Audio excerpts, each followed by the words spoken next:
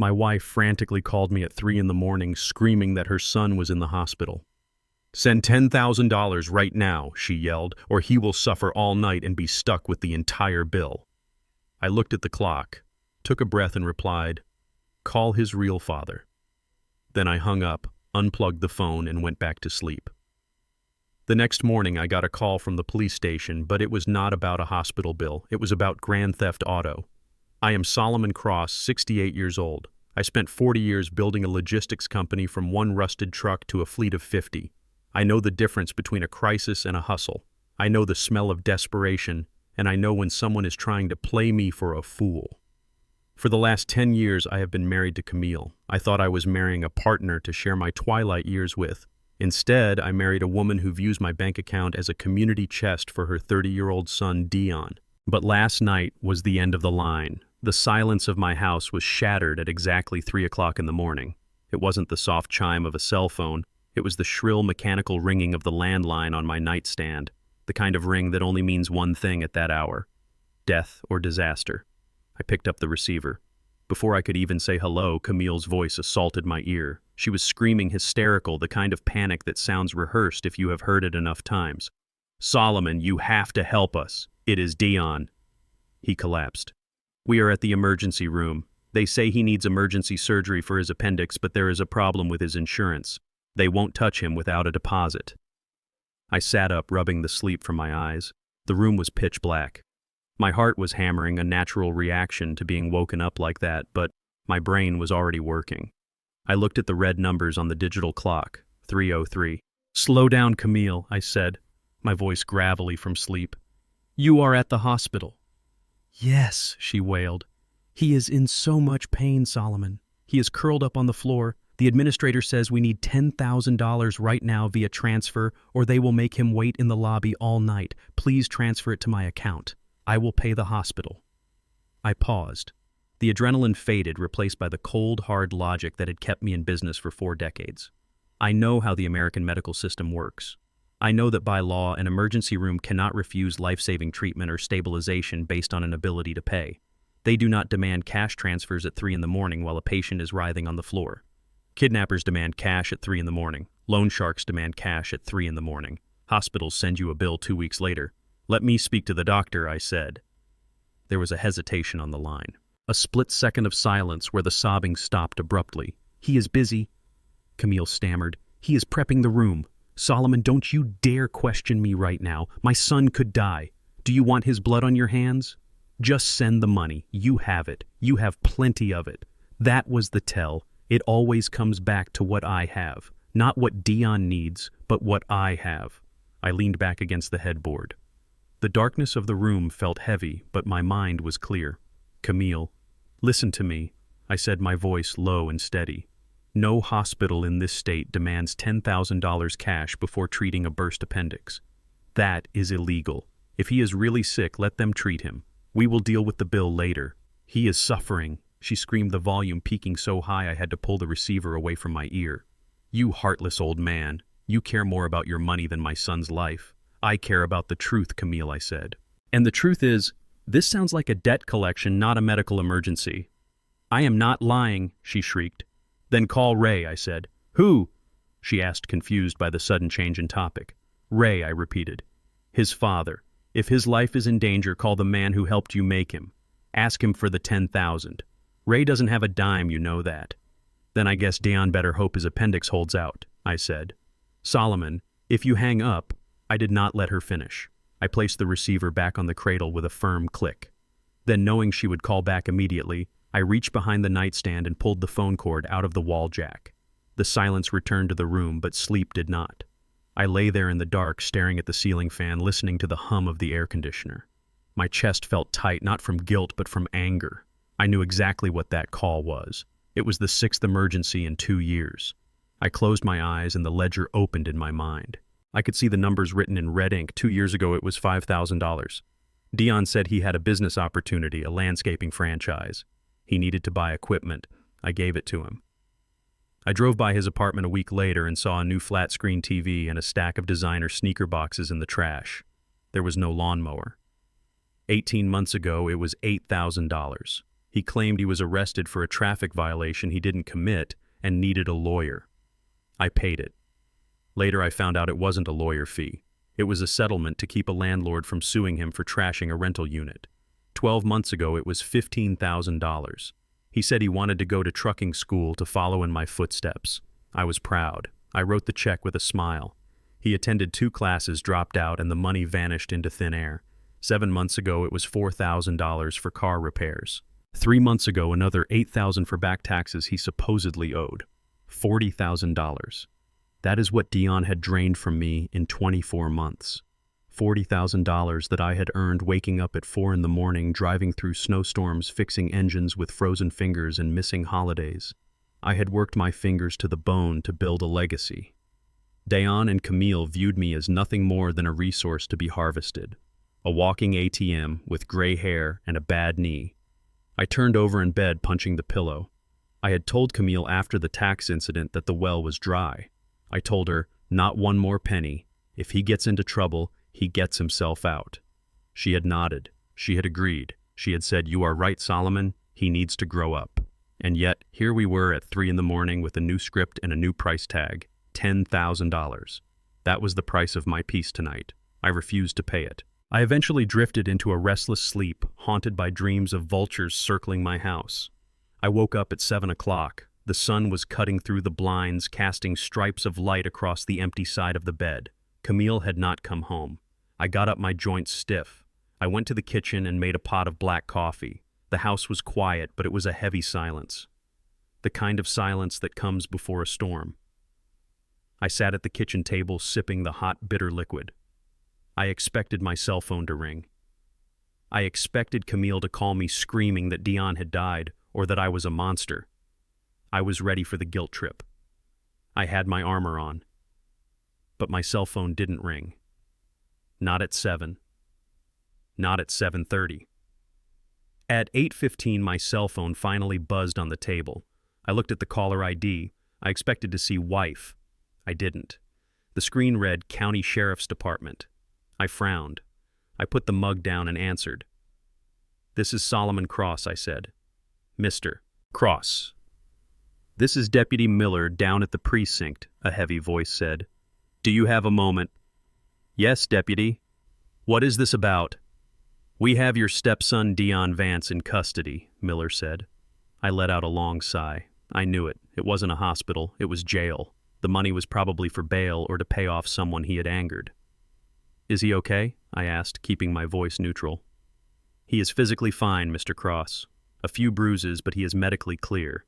He is currently being processed for driving under the influence and leaving the scene of an accident." I rubbed my temples.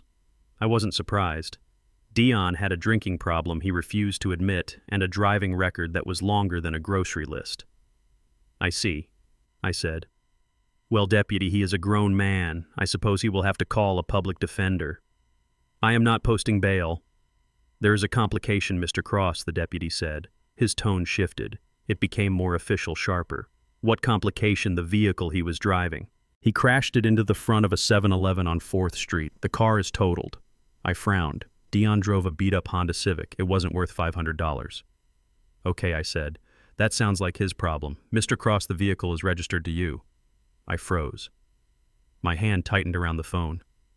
"Excuse me," I said, my voice dropping an octave. "The vehicle involved in the crash is registered to Solomon Cross, a 1969 Ford Mustang Fastback. Black." The world stopped. The air left the kitchen. My Mustang. That car wasn't just a vehicle. It was my heart. I bought that shell 20 years ago. I spent every Sunday for a decade restoring it. I rebuilt the engine with my own hands. I sourced the leather for the seats from a specialist in Italy. I painted it midnight black myself, sanding it until my fingerprints were gone. I barely drove it. It sat in my garage under a custom cover, my pride and joy. My one indulgence in a life of frugality. "No," I whispered. "That is impossible. That car is in my garage. I have the keys." "We recovered the vehicle at the scene, Mr. Cross," the deputy said. "Your wife, Camille, is here at the station. She stated that you gave Deon the keys last night. She stated that you authorized him to take it. The rage that hit me was not hot. It was cold. Absolute zero. She said what I asked very slowly. She is giving a statement right now, the deputy said. She claims you knew Deon had been drinking, but you insisted he take your car to go pick up medication for you. I stood up. The chair scraped loudly against the floor. She is lying, I said. Mr. Cross, you need to come down here. If what she says is true, you are looking at liability for the property damage and potentially criminal charges for entrustment of a vehicle to an intoxicated person. The insurance will deny the claim if you gave him the keys while he was drunk. You are on the hook for everything. I walked to the door that led to the garage. I opened it. I stared into the empty bay. The custom car cover was crumpled on the floor like a discarded rag. The spot where my Mustang had sat for years was empty. There were oil stains on the concrete. They took it. While I was sleeping. While I was unplugging the phone to get some peace, they were in my garage stealing the only thing I truly loved. And now, she was trying to frame me for it. I looked at the crumpled cover. I thought about the 3 a.m. call. It was a distraction. It was a setup. Or maybe the crash happened first, and the call was a frantic attempt to get money to fix it before I woke up. It didn't matter. Mr. Cross, the deputy asked. Are you there? I am here, I said. My voice was calm. Terrifyingly calm. I will be there in 20 minutes, deputy. And bring a notepad. You are going to want to write down exactly what I have to say. I hung up the phone. I didn't rush. I went to my bedroom. I put on my best suit. I tied my tie with precision. I put on my hat. I looked in the mirror. I saw an old man, yes. But I saw a man who had survived race riots, recessions, and competitors who tried to burn his trucks. They thought they were dealing with a confused retiree. They thought they could bully me, steal my car, crash it, and then pin the crime on me to save their own skins. They thought I would protect them because of family. They were wrong. I walked out of the house, locked the door, and got into my old pickup truck. I drove to the police station. I didn't turn on the radio. I needed the silence to sharpen the blade. When I walked into the precinct, I saw them. Deon was sitting on a metal bench handcuffed to a rail. He looked a mess. His shirt was torn, his face was bruised, and he smelled like a distillery. Camille was standing next to him, talking to an officer. She was crying, great heaving sobs. She was playing the role of the distraught mother perfectly. When she saw me, her eyes widened. For a second, I saw fear, but she buried it quickly. She rushed toward me, arms open. Solomon, oh, thank God you are here, she wailed loud enough for the whole room to hear. Why did you make him take the car? I told you he wasn't feeling well. Why did you force him? She was doubling down. She was committing to the lie right in front of the police. She was trying to corner me. If I denied it, I called my wife a liar. If I accepted it, I lost my car and my insurance. I did not hug her. I did not stop walking. I stepped past her as if she were a ghost. I walked straight to the desk sergeant. I am Solomon Cross, I said. Deputy Miller stepped out from the back. Mr. Cross, thank you for coming. As I said, your wife states, I raised my hand. Silence fell over the small lobby. I want to file a report, I said, my voice booming off the cinder block walls. A report for the accident, Miller asked. No, I said, turning to look directly at Deon, whose eyes were bloodshot and wide with panic. I want to report a theft, grand theft auto. My vehicle was taken from my home without my permission, without my knowledge, and by forced entry. Camille gasped. Solomon, what are you saying? You gave him the keys. You forgot. You are confused. I turned my gaze to her. It was the look I used to give drivers who stole fuel from my trucks. I am not confused, Camille. I have the spare keys in my pocket. The main keys were in my safe, which means someone broke into my safe. I turned back to the deputy. I want to press charges against Deon Vance for the theft of my vehicle, and I want to go on record that I did not authorize him to drive. I was asleep. But that sends him to prison. Solomon, Camille screamed, grabbing my arm. Her nails dug into my suit jacket. He is your son. He is not my son, I said, pulling my arm away. And he is a thief. The room went deadly quiet. Deon started to cry, a pathetic, drunken whimper. Deputy Miller looked at me, then at Camille, then back at me. He saw the resolve in my eyes. He saw a man who was done being the victim. Okay, Mr. Cross, Miller said. Come on back. We will take your sworn statement. As I walked through the gate, leaving Camille screaming in the lobby, I knew this was just the beginning. I had fired the first shot, but I knew my wife, She wouldn't give up that easily. She would come for me. She would come for everything I had left. But she didn't know one thing. I had been keeping records for years, and I was just getting started. I sat in the small interrogation room, and the fluorescent lights hummed with a sound that drilled straight into my skull. Across the metal table sat Deon. My stepson looked like a wreck. His shirt was torn at the collar, and there was a drying cut above his left eyebrow. The smell coming off him was a toxic mix of stale bourbon and fear. He was not looking at me. He was staring at his handcuffed wrists hooked to the table bar. He was shaking his leg in that nervous rhythm that always drove me crazy. Deputy Miller placed a manila folder on the table between us. He opened it slowly. I looked down and felt a physical blow to my chest. The photographs were in high-definition color. My 1969 Ford Mustang Fastback was unrecognizable. The front end was crushed like an accordion. The hood was bent almost in half. My custom midnight black paint job was scraped away to reveal raw metal. The car was embedded in the glass storefront of a convenience store.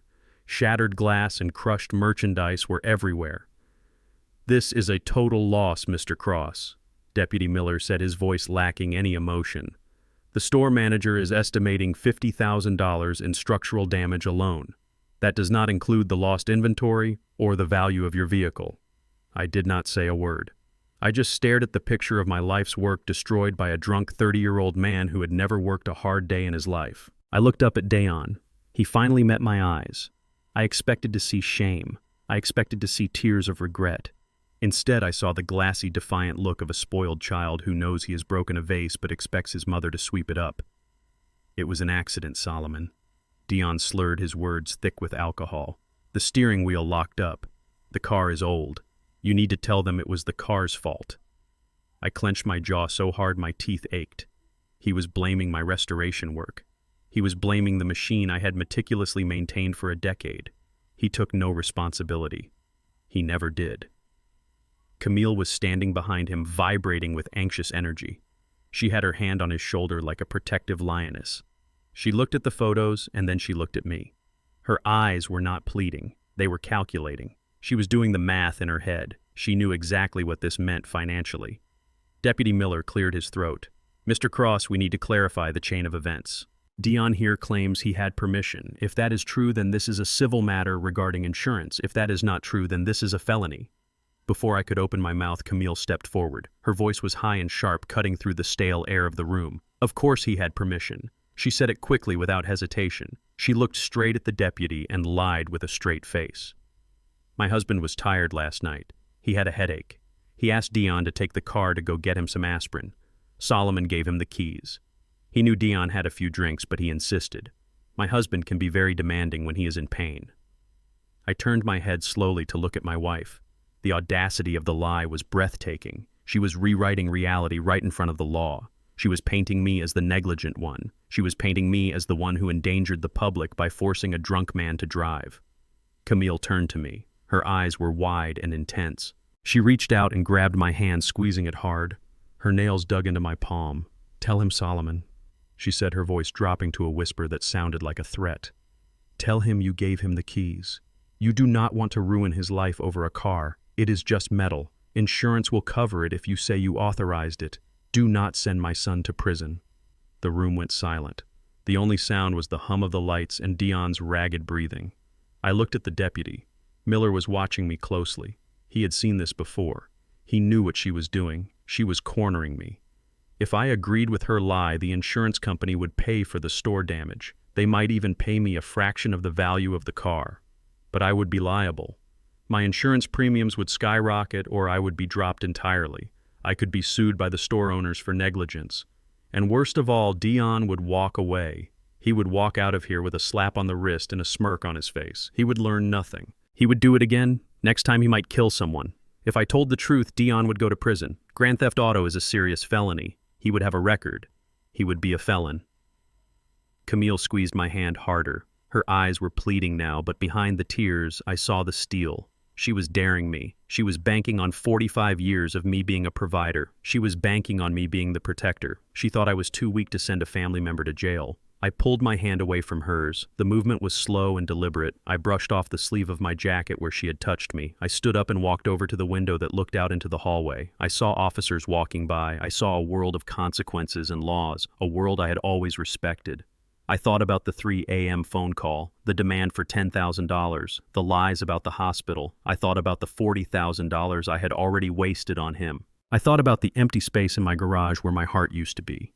This wasn't about the car anymore. This was about survival. If I let them win this, they would take everything. They would take my dignity. They would take my house. They would take my sanity. I turned back to the table. I looked at Deon. He was looking at his mother, expecting her magic to work. He looked small. He looked like a parasite that had finally run out of host. I looked at Camille. She was smiling slightly, thinking she had won, thinking her silence was my agreement. "Deputy Miller," I said, my voice booming in the small room. "Yes, Mr. Cross, my wife is lying." Camille's smile vanished. Her face went slack. "Excuse me," she gasped. I walked up to the deputy. I stood tall. My back was straight. I did not look at my wife. I looked only at the officer of the law. I did not give Deon the keys. I did not ask him to get aspirin. I was asleep. My keys were in a locked safe in my office. The spare keys were in my jacket pocket. He must have broken into my safe to get them. "Solomon, stop it!" Camille screamed. She lunged toward me but stopped short. "You are confused. You are senile. You do not remember." "I am not confused, Camille," I said coldly. "I remember everything. I remember you calling me at 3 a.m. trying to extort $10,000 from me." "Was that before or after he crashed my car?" She froze. She did not know I had connected the dots. "Deputy," I continued, "I want to formally report my vehicle as stolen. I want to press full charges against Deon Vance for grand theft auto and breaking and entering." "No!" Deon shouted. He rattled the handcuffs against the table. "Mom, do something. He is lying. He gave them to me. He is a liar." Camille shrieked. Her mask fell completely. The loving wife was gone. In her place was a desperate, vicious woman. She pointed a finger at my face. "You old bastard. You hate him. You have always hated him because he is not yours. You want to destroy him." I looked at her calmly. I did not hate him. I pitied him, and I was done paying for him. I signed the affidavit the deputy placed in front of me. The sound of the pen scratching on the paper was the loudest noise in the room. It sounded like a cell door slamming shut. I handed the clipboard back to the deputy. "It is done," I said. "Get him out of here." Camille screamed at the officers. She was shaking with rage. She grabbed her purse and swung it at me, but an officer caught her arm. "Ma, you need to calm down or you will be joining him in a cell." I fixed my tie. I looked at Deon one last time. He was crying now. Real tears. Tears of a man who realizes the safety net is gone and the ground is very hard. "You should have called Ray," I said to him. I turned and walked out of the interrogation room. I could hear Camille screaming my name down the hallway. She was cursing me. She was threatening me. She was promising that I would pay for this. I walked out into the fresh morning air. The sun was shining. I had no car. I had to call a taxi. My family was in ruins. My wife was my enemy. My stepson was a prisoner. But as I stood on the curb waiting for the cab, I felt a weight lift off my shoulders. I had drawn a line in the sand. I had finally said no. I knew this was far from over. Camille would not let this go. She would come for me with everything she had. She would try to destroy me. Let her try.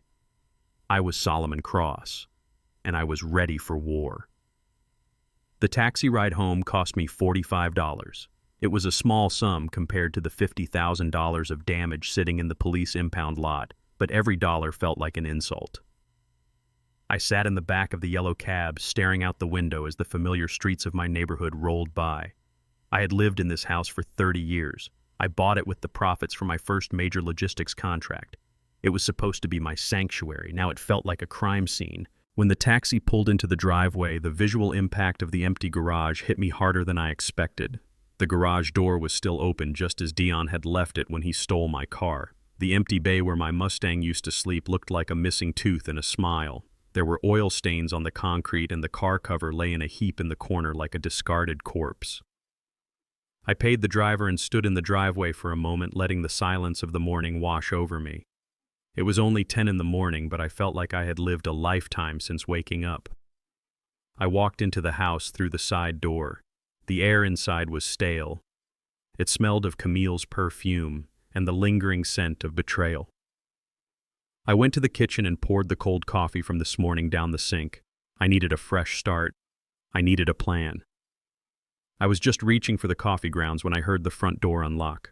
I froze. Camille was still at the station screaming at the desk sergeant. Deon was in a cell. That left only one person who had a key and the audacity to use it. I walked into the living room just as the door swung open. Kayla walked in. Deon's wife was a 28-year-old real estate agent with a smile that could sell a condemned house to a blind man. She was petite with perfectly styled blonde hair and blue eyes that usually projected an image of sweet innocence. She was wearing a beige business suit and carrying a designer handbag. To the outside world, she looked like the picture of suburban success. A devoted wife, a hard-working professional. I knew better. I knew that behind that porcelain skin was a mind like a steel trap and a heart made of ice. Kayla was the one who found the loopholes. Kayla was the one who whispered in Deon's ear that he deserved more. She saw me standing there and didn't even blink. She didn't look surprised. She didn't look apologetic. She closed the door behind her and locked it. "Hello, Solomon," she said. Her voice was soft and melodic. It was the voice she used when she was trying to close a deal. "Get out of my house, Kayla," I said. My voice was low. I was not in the mood for games. "We need to talk," she said, walking past me into the kitchen as if she lived there. She placed her handbag on the island counter and turned to face me. She looked calm, too calm for a woman whose husband had just been arrested for a felony. "There is nothing to talk about," I said, following her. "Your husband stole my car. He crashed it. He is in jail. If you want to talk, go down to the precinct and talk to him through the glass." Kayla sighed. She reached into her bag and pulled out a single sheet of paper. She slid it across the marble countertop toward me. "I am not going to the precinct, Solomon," she said. "And neither are you. You are going to go back there right now and drop the charges. You are going to tell them it was a misunderstanding. And then you are going to post his bail. $50,000. I looked at the paper. It was a document titled General Power of Attorney. I picked it up. My eyes scanned the legal jargon. It granted Deon Vance full authority over my assets, my medical decisions, and my property. It was dated 2 days ago, and at the bottom was my signature. I stared at the black ink. It looked exactly like my signature. The loops were perfect. The slant was correct. I looked up at Kayla. She was smiling a small, tight smile.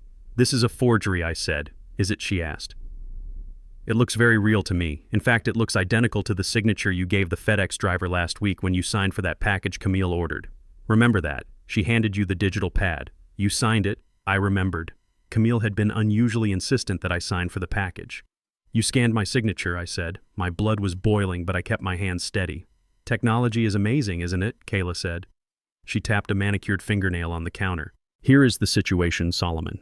You are an old man. A wealthy black man in a predominantly white legal system. Deon is your stepson. He is troubled, yes, but he is family. So what I asked. So here is the narrative I am going to present to the court if you do not drop these charges," she said. Her voice dropped, losing its sweetness. It became cold and sharp. "I will present this document. I will claim that you gave Deon power of attorney because you knew your memory was failing. I will claim that you authorized him to use the car, and when you deny it, I will paint a picture for the jury. I will paint a picture of a bitter, controlling old man who hates his stepson, a man with millions in the bank who refuses to help his struggling family, a man who would rather send a young black man to prison than pay for a car repair." She took a step closer to me. Her perfume was cloying. "You know how the world works, Solomon. You know what people think. They will see a rich man bullying a poor one. They will see a stepfather destroying a family. I will sue you for malicious prosecution. I will sue you for defamation. I will tie your assets up in court for years. You will spend every dime you have fighting me, or you can just pay the bail and fix the car." I looked at her. I really looked at her. I saw the arrogance. I saw the entitlement. She didn't see me as a person. She saw me as a wallet that was malfunctioning. She thought she had me cornered. She thought that because I was old, I was weak. She thought that because I had money, I was afraid to lose it. She was wrong. I picked up the forged document. I folded it neatly and put it in my breast pocket. "Thank you, Kayla," I said. She frowned. Excuse me. Thank you for giving me this evidence, I said. You think you can use that against me? She laughed. It is your signature. A handwriting expert will confirm it. Maybe I said. But I don't need a handwriting expert. I have security cameras in my office where I sign all my legal documents, and I have security cameras on the front porch where I signed for that FedEx package. Kayla's face twitched, a small crack in the mask. You are bluffing, she said. Get out, I said. Solomon, be reasonable. I took a step toward her. I am 6'2". I spent 40 years lifting engine blocks. I let the anger I had been holding back since 3 a.m. show on my face. I said, get out. If you are not off my property in 30 seconds, I am calling Deputy Miller and adding trespassing and extortion to the list of charges I am filing today.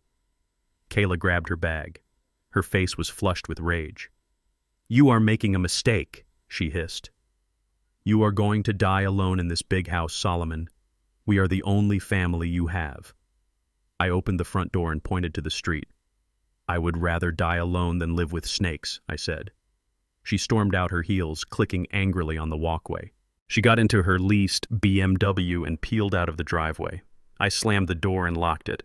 I leaned against the wood, breathing heavy. My chest hurt, not from a heart attack, but from the sheer toxicity of the interaction. They were organized. This wasn't just Deon being an idiot. This was a conspiracy. They had forged documents. They had a strategy. I needed a lawyer, a real lawyer, not the family attorney who handled my will. I needed a shark. I needed someone who could rip them apart in a courtroom. I walked into my home office. It was a small room off the living room where I managed my business affairs.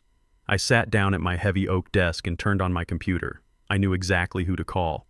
Michael Sterling. He was expensive. He was aggressive. He had saved my trucking company from a hostile takeover 10 years ago. He cost $500 an hour, and he was worth every penny. I picked up the phone and dialed his private number. Solomon Sterling answered on the second ring. It has been a while. I need you, Michael, I said. I have a situation. A criminal situation involving my family. I heard the shift in his tone. Professional interest. Tell me. I gave him the summary. The car theft, the forged power of attorney, the threats. I can handle it, Sterling said. But I need a retainer, Solomon. This is going to get messy. I need $20,000 to start filing injunctions and to hire a forensic document examiner. I understand, I said. I will wire it to you right now. I hung up the phone. I logged into my bank account. I had a joint checking account with Camille. It was the account we used for household expenses and where I kept a significant portion of my liquid cash for emergencies. I usually kept about $250,000 in there. It was my safety net. It was the money for repairs, medical bills, and operating costs for the few trucks I still consulted on. I typed in my username and password. The screen loaded. I stared at the balance. I blinked. I took off my glasses, wiped them, and put them back on. The number had not changed. $0.00. I clicked on the transaction history. My hand was shaking so bad I could barely control the mouse. There was one transaction pending. A wire transfer initiated at 8:30 this morning. 30 minutes after the police called me. 30 minutes before Camille started her performance at the police station. Transfer to C. Vance External Savings. Amount $248,000. She had cleaned me out. While I was driving to the police station thinking about justice, she was on her phone moving my life savings into an account I couldn't touch. The crying at the police station wasn't fear for her son. It wasn't grief. It was distraction. She was stalling me. She was keeping me occupied while the bank processed the transfer. I sat back in my chair. The office suddenly felt very cold. Kayla wasn't the only one with a plan. Camille wasn't just a hysterical mother protecting her son. She was the architect. I had no car. I had no cash. My stepson was a criminal. My daughter-in-law was a forger. And my wife was a thief. I felt a laugh bubble up in my throat. It was a dark, bitter sound. They thought they had won. They thought that by taking my money and my car, they had declawed the lion. They thought I would roll over and die. I reached into the bottom drawer of my desk. I pulled out a small black book. It was dusty. I hadn't opened it in years. Inside were names, phone numbers, people who owed me favors, people who operated outside the shiny world of real estate agents and bank transfers. I opened the book to the letter R. Ray, Deon's biological father. a man Camille despised. A man who lived in the bottle but knew where all the skeletons were buried because he had helped dig the graves. If I was going to fight a dirty war, I needed a soldier who didn't mind the mud. I picked up the phone. "Hello, Ray," I said. "It is Solomon. I think it is time we had a talk about your son." I sat in my home office and stared at the computer screen until my eyes burned. The digits, 0.00, seemed to mock me from the bank website. That account held the operating capital for my consulting business, the emergency fund for the house, and the savings I had scraped together over 40 years of sweating in truck cabs. It was gone, vaporized in a single wire transfer. I heard the front door open and close. It wasn't the hesitant entry of someone who knows they have done wrong. It was the confident stride of a woman who believes she owns the place. Camille walked into the room. She was still wearing the same clothes she had worn to the police station, to put on her performance for the deputies, but she had freshened her makeup. Her lips were painted a bright, aggressive red that looked like a wound on her face. She didn't look at me. She walked past the office door and headed straight for the kitchen. I heard the kettle whistle. She was making tea. She was making tea as if she hadn't just gutted our financial future. I stood up. My knees popped. I walked into the kitchen. She was leaning against the granite counter, sipping from a mug that said, "World's Best Mom." The irony made my stomach turn. "Put the money back, Camille," I said. My voice was low. I didn't have the energy to shout. I just wanted the bleeding to stop. She didn't flinch. She blew on her tea and looked me dead in the eye. Her gaze was cold. It was the look of a stranger I had been sleeping next to for a decade. "The money is safe, Solomon," she said. "I moved it to a secure account. I had to protect our assets. You are spiraling. You are erratic. You tried to put my son in jail over a misunderstanding with a car. You are clearly not thinking straight, so I took steps. I am acting as the responsible steward of this family since you have decided to wage war on it." "Stewardship," I asked. "You call theft stewardship. You emptied the joint account. That is embezzlement. It is a joint account, Solomon," she said, emphasizing the word joint. "It is marital property. I have just as much right to that money as you do. The police will tell you it is a civil matter, and they will be right. Go ahead. Call them. Tell them your wife moved family funds to a different family account. They will laugh at you. She was right. I knew the law. I had dealt with contracts and liabilities my whole life. Unless I filed for divorce and got a judge to freeze assets, she could do whatever she wanted with that money. And even then, it would take months of litigation to get it back. She had checkmated me in my own kitchen. I looked at her and realized I couldn't throw her out either. This was her legal residence. If I changed the locks, she would call the cops and say I was illegally evicting her. If I touched her, she would claim domestic violence and have me removed from the property. I was a prisoner in the house I had paid for brick by brick. I was trapped in a cage with a viper, and she had all the leverage. "I need to get my papers," I said. I turned away from her. I couldn't look at her smug face anymore. I needed to secure my documents, the deed to the house, the titles to the 3 trucks I still owned, the original insurance policies, my will. They were all in the fireproof safe bolted to the floor of the master bedroom closet. If she was going for the money, she would go for the paper trail next. I walked down the hallway. The house felt different. It felt hostile. The pictures on the walls of us on vacation looked like lies. I reached the door to the master bedroom. I reached for the handle. It wouldn't turn. I frowned. We never locked the bedroom door. I tried again, twisting it hard. It was stuck fast. I reached into my pocket for my key ring. I found the small brass key for the interior doors. I slid it into the lock. It didn't fit. I pulled it out and looked at the knob. It was new. It was a shiny, cheap brass knob that didn't match the antique bronze hardware of the rest of the house. There were fresh wood shavings on the carpet. She had changed the lock. While I was at the police station filing a report against her son, she had called a locksmith and changed the lock on my own bedroom. I pounded on the door with the flat of my hand. The sound echoed through the hallway. "Open this door, Camille," I shouted. Her voice floated in from the living room, calm and detached. "That is my room now, Solomon."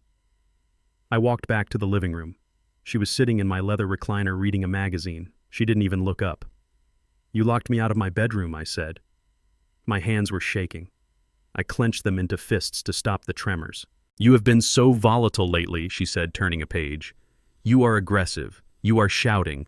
I do not feel safe sleeping next to you right now. I need a sanctuary. You can sleep in the guest room, or the sofa. I do not care. But you are not coming into the master suite until you calm down and drop those ridiculous charges against Deon." I stared at her. This wasn't just about safety.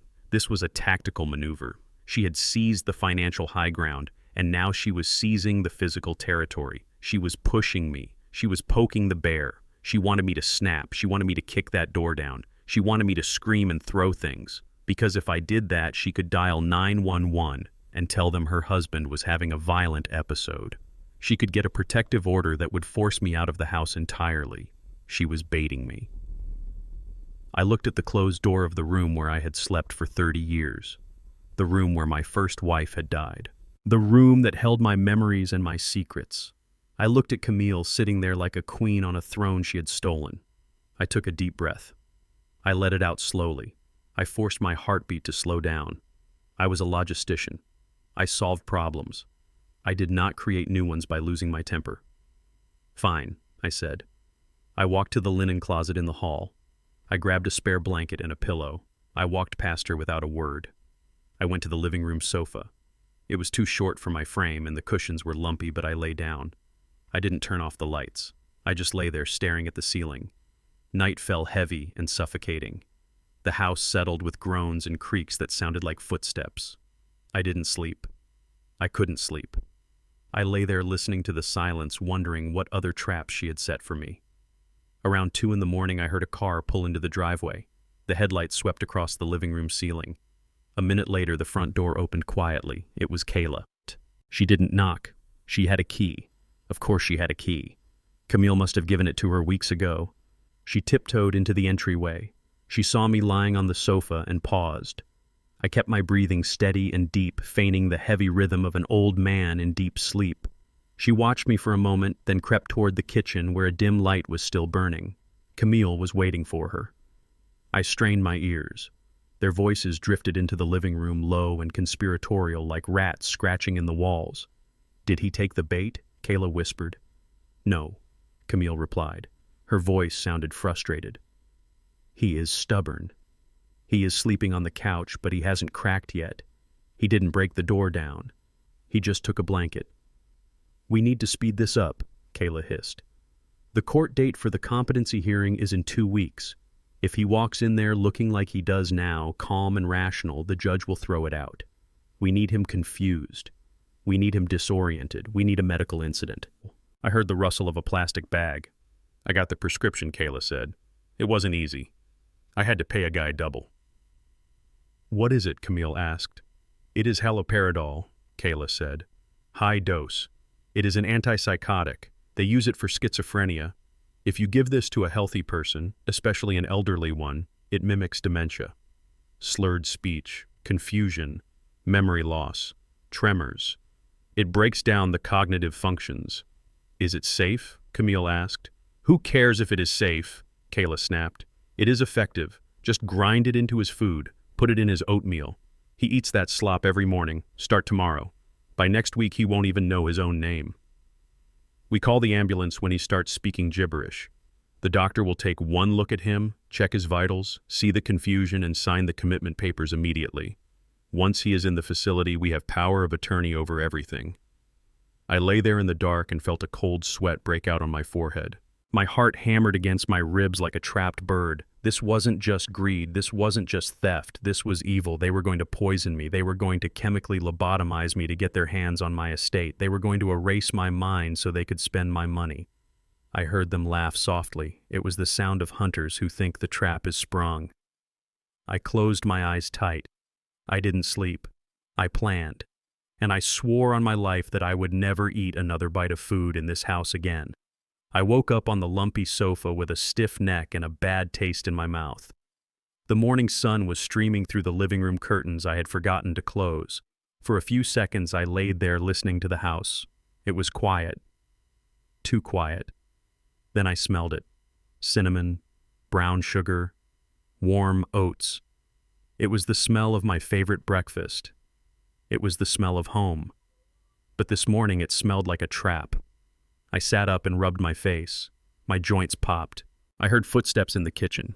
Not the angry stomping of yesterday, but a light, efficient rhythm. Camille walked into the living room. She was wearing her floral apron, the one she only wore on Thanksgiving or when the preacher came to visit. She was holding a steaming bowl of oatmeal in one hand and a mug of coffee in the other. She was smiling. It was a soft, apologetic smile that did not reach her eyes. "Good morning, Solomon," she said gently. "I brought you breakfast." I looked at the bowl. It was thick and creamy, just the way I liked it, with a swirl of maple syrup on top. It looked delicious. It looked lethal. "I thought I was banned from the master suite," I said, my voice rough from sleep. I did not think room service was included on the sofa. Camille sighed and placed the tray on the coffee table. She sat down on the edge of the sofa next to me. She smelled of vanilla and deceit. "Solomon, I am sorry about last night," she said. "I was upset. I overreacted. Locking the door was childish. I just want us to stop fighting. We are both stressed. Deon is in trouble and we are taking it out on each other. Can we just hit the reset button? Please, eat your breakfast. You need your strength." She pushed the tray closer to me. Her eyes were fixed on the bowl. She wasn't looking at me. She was looking at the spoon. She was waiting. I looked at her hands. They were clasped tight in her lap. Her knuckles were white. She was nervous. A woman who is genuinely apologizing is not terrified that you will refuse her oatmeal. A woman who has ground up a high dose of antipsychotics into breakfast is terrified. "Thank you, Camille," I said. I tried to sound tired and defeated. I tried to sound like an old man who had given up the fight. "I am hungry." I picked up the spoon. I saw her shoulders relax a fraction of an inch. "I need some water," I said. "My throat is dry." "Could you get me a glass of ice water?" She hesitated. She didn't want to leave the room. She wanted to watch me swallow it. "Of course," she said, standing up. "I will be right back." She turned and walked into the kitchen. I had 10 seconds, maybe 15. I reached inside my heavy flannel shirt. During the long, sleepless night, I had prepared. I had taken a thick, gallon-sized Ziploc bag from the pantry and lined the inside of my breast pocket with it. I opened the bag. I took a large spoonful of the oatmeal and dumped it into the bag. Then another, then another. I worked with the speed of a man who used to load freight under a deadline. I shoveled half the bowl into my pocket. The heat of the oatmeal burned through my undershirt against my chest, but I didn't flinch. I heard the ice dispenser on the fridge whir. I took one more spoonful and smeared it around the sides of the bowl to make it look like I had eaten messy. I put the spoon in my mouth and licked it clean just to get the taste of maple syrup on my lips, but I did not swallow anything solid. I leaned back against the cushions just as Camille walked back in. "Here you go," she said, handing me the water. She looked at the bowl. It was half empty. A look of pure triumph flashed across her face. It was quick, but I saw it. It was the look of a hunter who sees the wolf step into the snare. "This is good," I said, wiping my mouth. "Thank you, Camille." She sat down and watched me pretend to eat the rest. I took small bites, moving the spoon to my mouth and then discreetly spitting the mush into the napkin when she looked down at her phone. It was a magic trick. It was survival. By the time I was done, the bowl was empty and my pocket was heavy and hot. "You should rest," she said, taking the tray. "You look pale, Solomon. Maybe you should just stay on the couch today." I nodded slowly, letting my eyelids droop. "Maybe you are right," I mumbled. "I feel a little dizzy." "Perfect," she said. She walked to the kitchen. I heard her make a phone call. She spoke in a whisper. "He ate it. Get over here. Get over." 30 minutes later, the front door opened. Kayla walked in. She was not wearing her business suit today. She was wearing jeans and a sweater, trying to look like the concerned daughter-in-law. "Hi, Solomon," she said brightly. "Mom said you weren't feeling well." I looked at her. I let my head loll to the side. I let my hands tremble. I had seen guys on the street having bad reactions to drugs. I knew what it looked like. The tremors. The glazed eyes. "I am fine," I said, slurring my words slightly. "Just a little tired." "Who are you again?" The room went silent. Kayla looked at Camille. Their eyes lit up with malicious glee. "It is Kayla Solomon," she said, stepping closer. "Deon's wife." "You know me." "Deon?" I asked, frowning. "Who is Deon? Is he the driver for the number 4 truck? Tell him he is late." Kayla pulled out her phone. She held it up chest high. The red recording light was on. "Dad, you are confusing me," she said, her voice dripping with fake concern. "Deon is your son. You don't remember him." I looked at the phone. I looked at the lens. I knew exactly what they were doing. They were building their evidence. They were documenting my decline. I stood up. I made sure to stumble. I grabbed the back of the sofa for support. I need to go to work, I muttered. The shipment is late. I need to find the keys. Where are the keys to the rig? Solomon, you retired 10 years ago, Camille said, stepping into the frame of the video. You are home. You are safe. Sit down. No, I shouted. I let my arm flail, knocking a lamp off the end table. It crashed to the floor. Kayla gasped, but she didn't stop recording. She zoomed in on the broken lamp. I need to go, I said. I pushed past them. I stumbled toward the front door.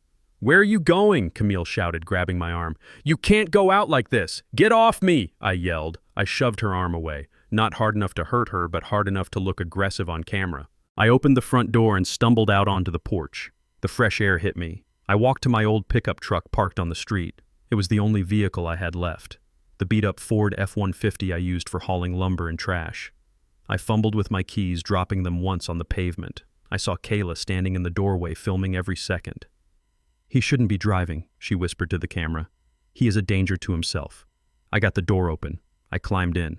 I started the engine. It roared to life with a cloud of blue smoke. I pulled away from the curb, swerving slightly for effect.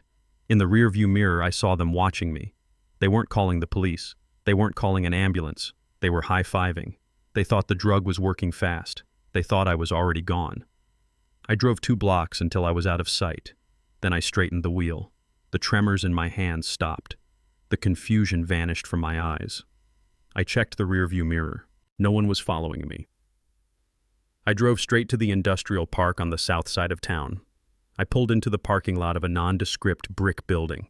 The sign on the door said Industrial Toxicology and Safety Screening. I knew the owner, Doc Evans. We had done business for 30 years. He tested my drivers for everything from alcohol to meth. He ran a tight ship. He was discreet, and he owed me. I walked in. The receptionist recognized me. Mr. Cross, she said, we don't have any drivers scheduled today.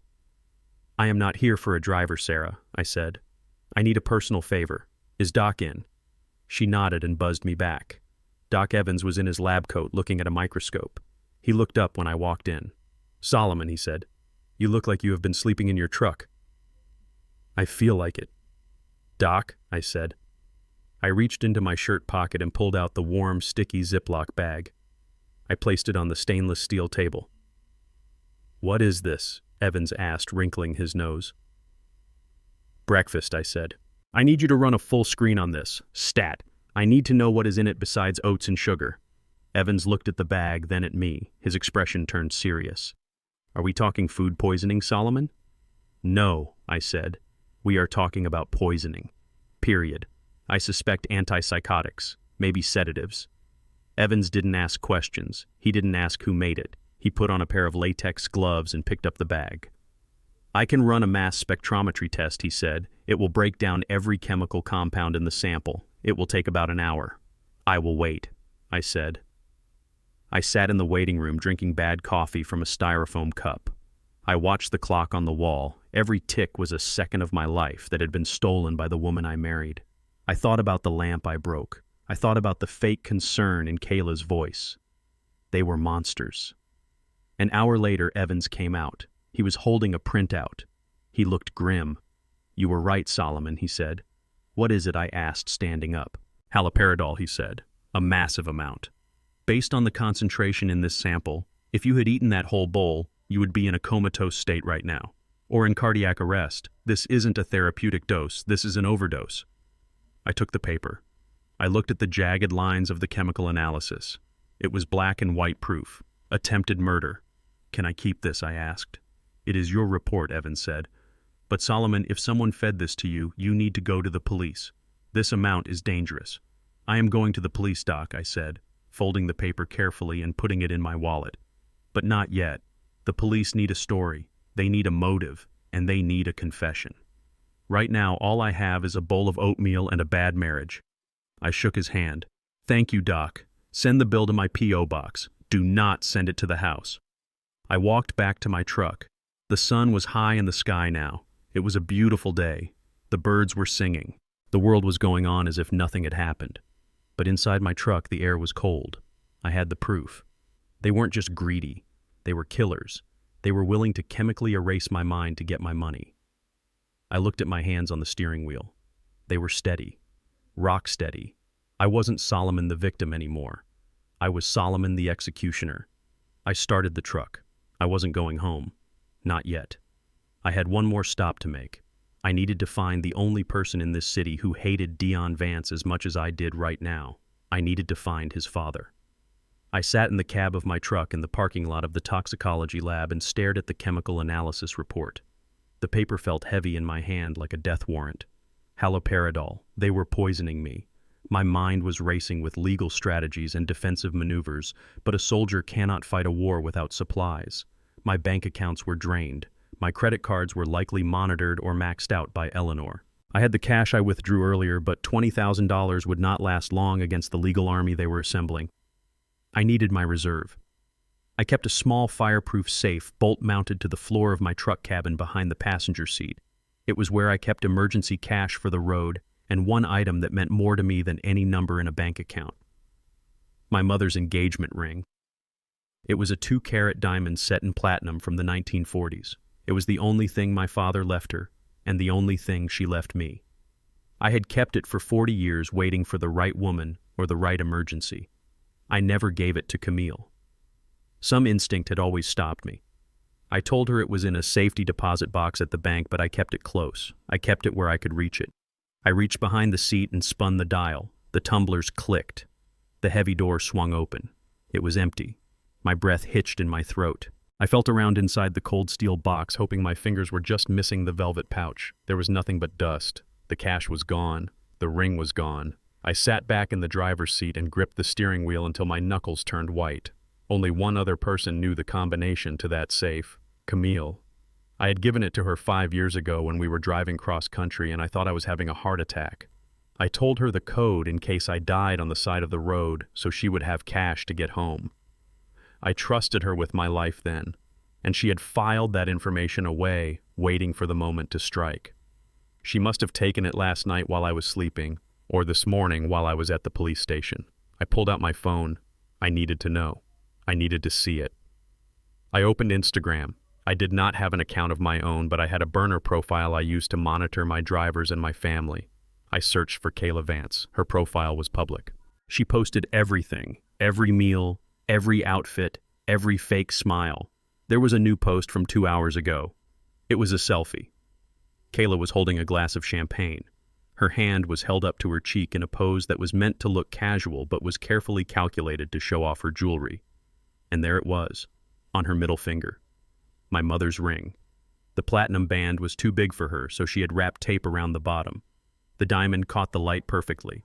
The caption read, "Treating myself to a little sparkle after a stressful week dealing with family drama.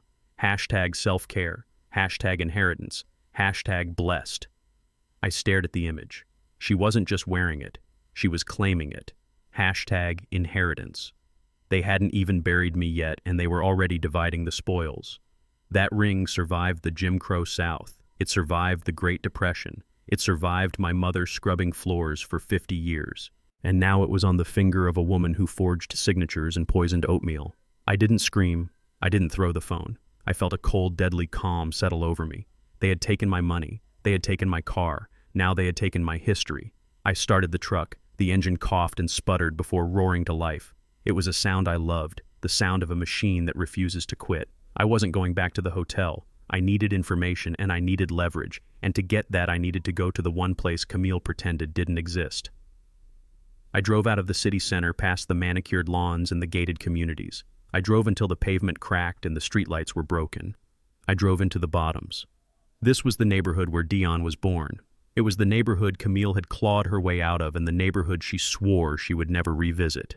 I pulled up in front of a dilapidated duplex with peeling blue paint and a porch that sagged in the middle. There were bars on the windows and a pit bull chained to a tire in the front yard. I got out of the truck. I was wearing a $2,000 suit and a pair of Italian leather shoes, but I walked up that path like I owned the block. The dog barked once, then whined and backed away. Even animals know when a man has nothing left to lose. Ray Vance was sitting on the porch in a plastic lawn chair. He was 65 years old, but he looked 80. His face was a roadmap of bad decisions and hard living. He was holding a can of cheap beer wrapped in a brown paper bag. He watched me approach with eyes that were yellowed and weary but sharp as a tack. "Well, look who it is," Ray said, his voice like gravel in a blender. "Big Saul. To what do I owe the honor? Did you come to buy the block or just verify that I am still poor?" I walked up the steps and stood over him. "Hello, Ray," I said. "I am not here to buy anything. I am here to talk about your son." Ray laughed. It was a wet, hacking sound. He took a long pull from his bag. "My son," he said. "You mean the boy who hasn't called me in 3 years unless he needs a kidney or a cosigner? That son." "The very same," I said. Ray squinted at me. He looked at my suit. He looked at my face. He saw the tension in my jaw. "You look like hell," Saul Ray said. "You look like a man who just found out his parachute is full of silverware. Sit down. You make me nervous standing there like the repo man." I sat on the edge of the porch railing. I didn't want to get too close to the smell of stale urine and cigarettes coming from the house. "Deon is in trouble, Ray," I said. "Deon is always in trouble," Ray replied. "That boy was born in trouble." "What did he do this time? Knock up a stripper, gamble away your retirement?" "He tried to kill me," I said. Ray stopped drinking.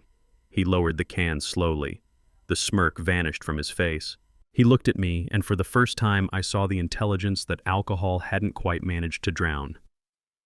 "Say that again," Ray said softly. "He stole my car," I said. "He crashed it. He forged my signature on a power of attorney. And this morning his wife and his mother fed me a bowl of oatmeal laced with enough haloperidol to drop a horse. They are trying to have me committed, Ray. They want everything." Ray stared at me for a long time. He took a cigarette from behind his ear and lit it. His hands were shaking slightly. "Camille put him up to it," Ray said. "It wasn't a question." "She is driving the bus," I said, "but Deon is collecting the fares."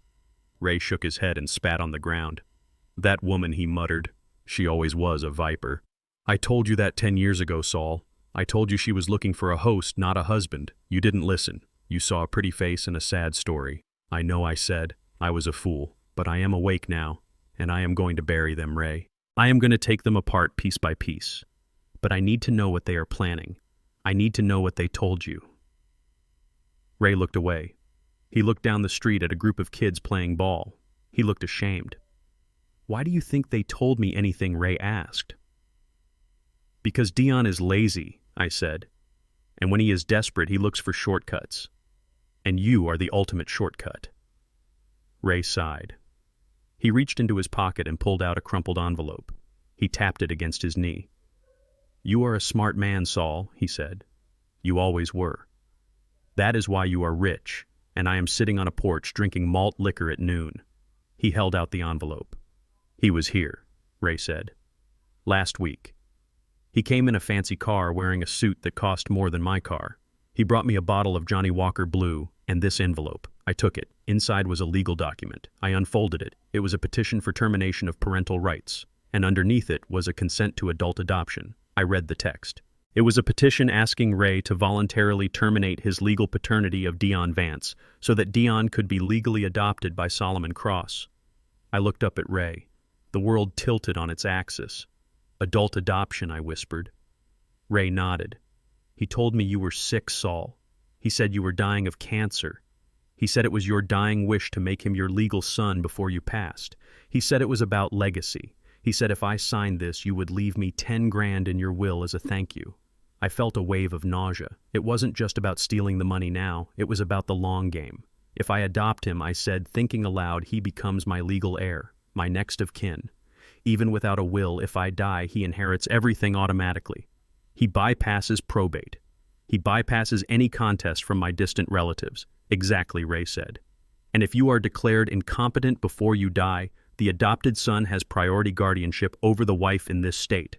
He would be in charge of your body. He could pull the plug, Saul. He could legally kill you and inherit the fortune in the same stroke. I looked at the signature line on the document. It was blank. "Did you sign it?" I asked. Ray took the document back from me. He looked at it with disgust. He offered me $5,000 cash to sign it right there, Ray said. He waved the money in my face. $5,000 is a lot of money to me, Saul. It is a year of rent. It is a lot of booze. But I asked, "But he is my son." Ray said, his voice cracking. "He is a screw-up. He is a liar. But he is my blood." And he was asking me to sell him. He was asking me to erase my name from his birth certificate for cash. I may be a drunk Saul. I may be a failure. But I am not a whore. Ray ripped the document in half. Then he ripped it again. "I told him to get the hell off my porch," Ray said. "I told him I would die of ants, and so would he." I looked at this man, this broken shell of a man, and I saw more integrity in him than I had seen in my own house for 10 years. "Thank you, Ray," I said. "Don't thank me yet," Ray said, tossing the scraps of paper onto the lawn. "Because he didn't leave empty-handed. He said he didn't need me. He said he knew a guy who could forge my signature just as easy as he forged yours. He said it was just a formality." I stood up. The pieces were falling into place.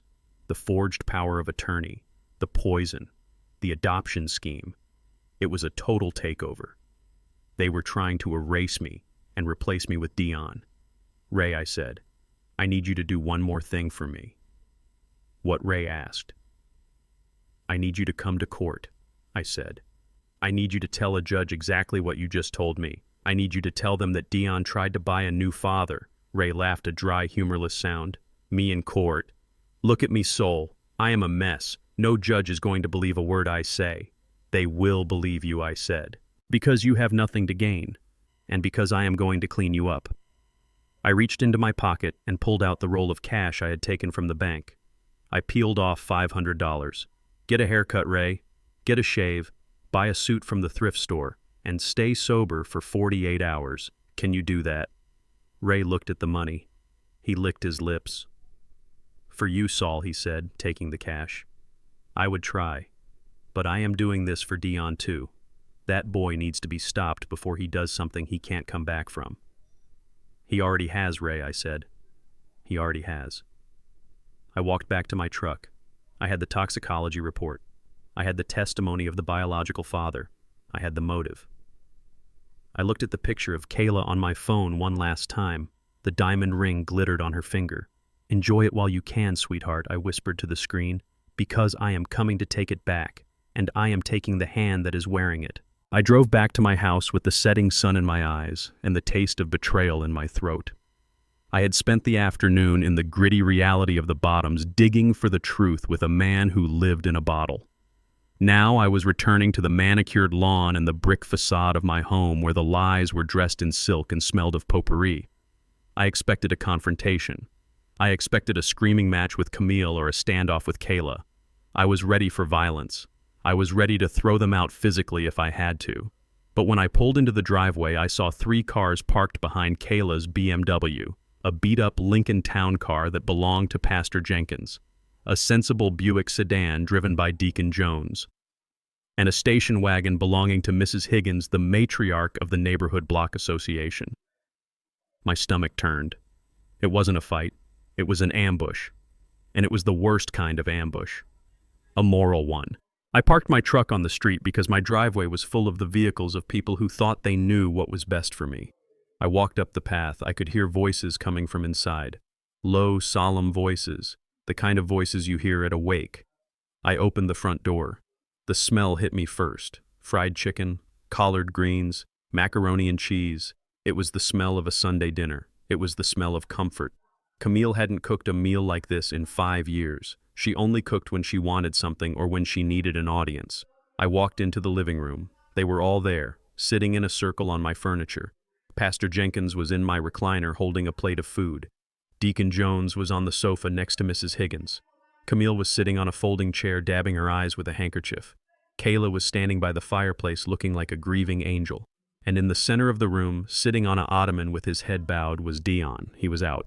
Kayla must have posted the bail with the money from my mother's ring. He was wearing a clean white shirt buttoned to the top like a schoolboy. He looked humble. He looked broken. He looked like he was auditioning for the role of the prodigal son. The conversation stopped the moment I stepped onto the carpet. Every eye turned to me. I saw judgment. I saw pity. I saw a wall of community pressure built brick by the 2 women standing in my living room. Brother Solomon Pastor Jenkins said, his voice booming and deep, "We are glad you are home. We were just praying for this family. I looked at the pastor. He was a good man, but he was soft. He believed in redemption because it was his job. He didn't know he was sitting in a den of vipers. "Hello, Pastor," I said, keeping my voice neutral. "I didn't know we were hosting a revival tonight." "We are here to heal," Camille said softly. Her voice trembled just enough to sound convincing. She looked at me with wide, teary eyes. "Solomon, we can't go on like this. The anger, the police, it is tearing us apart." I invited the pastor and the elders to help us find a way back to God and to each other. It was a masterstroke. She had brought in the heavy artillery. In our community, you don't disrespect the pastor. You don't kick out the elders. You sit down. You listen. You forgive. That is the script. Mrs. Higgins spoke up. She was 80 years old and had known me since I was a young man hauling scrap metal. "Solomon, look at that boy." She pointed a shaking finger at Deon. "He made a mistake, a terrible mistake. But he is family. You can't send your own son to prison. It isn't right. The Lord forgives. We must forgive." Deon looked up then. His eyes were red. "Solomon." "I am sorry," he whispered. "I was drunk. I was stupid. I just wanted to help Mom. I didn't mean to crash the car. Please don't ruin my life. It was a perfect performance. If I hadn't heard the recordings, if I hadn't seen the toxicology report, if I hadn't spoken to Ray, I might have believed it. I might have cracked, but I had the truth burning a hole in my pocket." I walked into the center of the room. I looked at the pastor. "Pastor, you say we need to forgive," I said. "Amen." "Brother Cross," the pastor nodded. 70 times 7. "Does the Lord forgive theft?" I asked. "Does he forgive plotting against your father? Does he forgive poisoning the man who feeds you?" A ripple of confusion went through the room. Kayla stiffened by the fireplace. Her eyes narrowed. She knew I wasn't following the script. Poisoning Camille gasped. "Solomon, what are you talking about?" "You are talking nonsense again." She turned to the elders.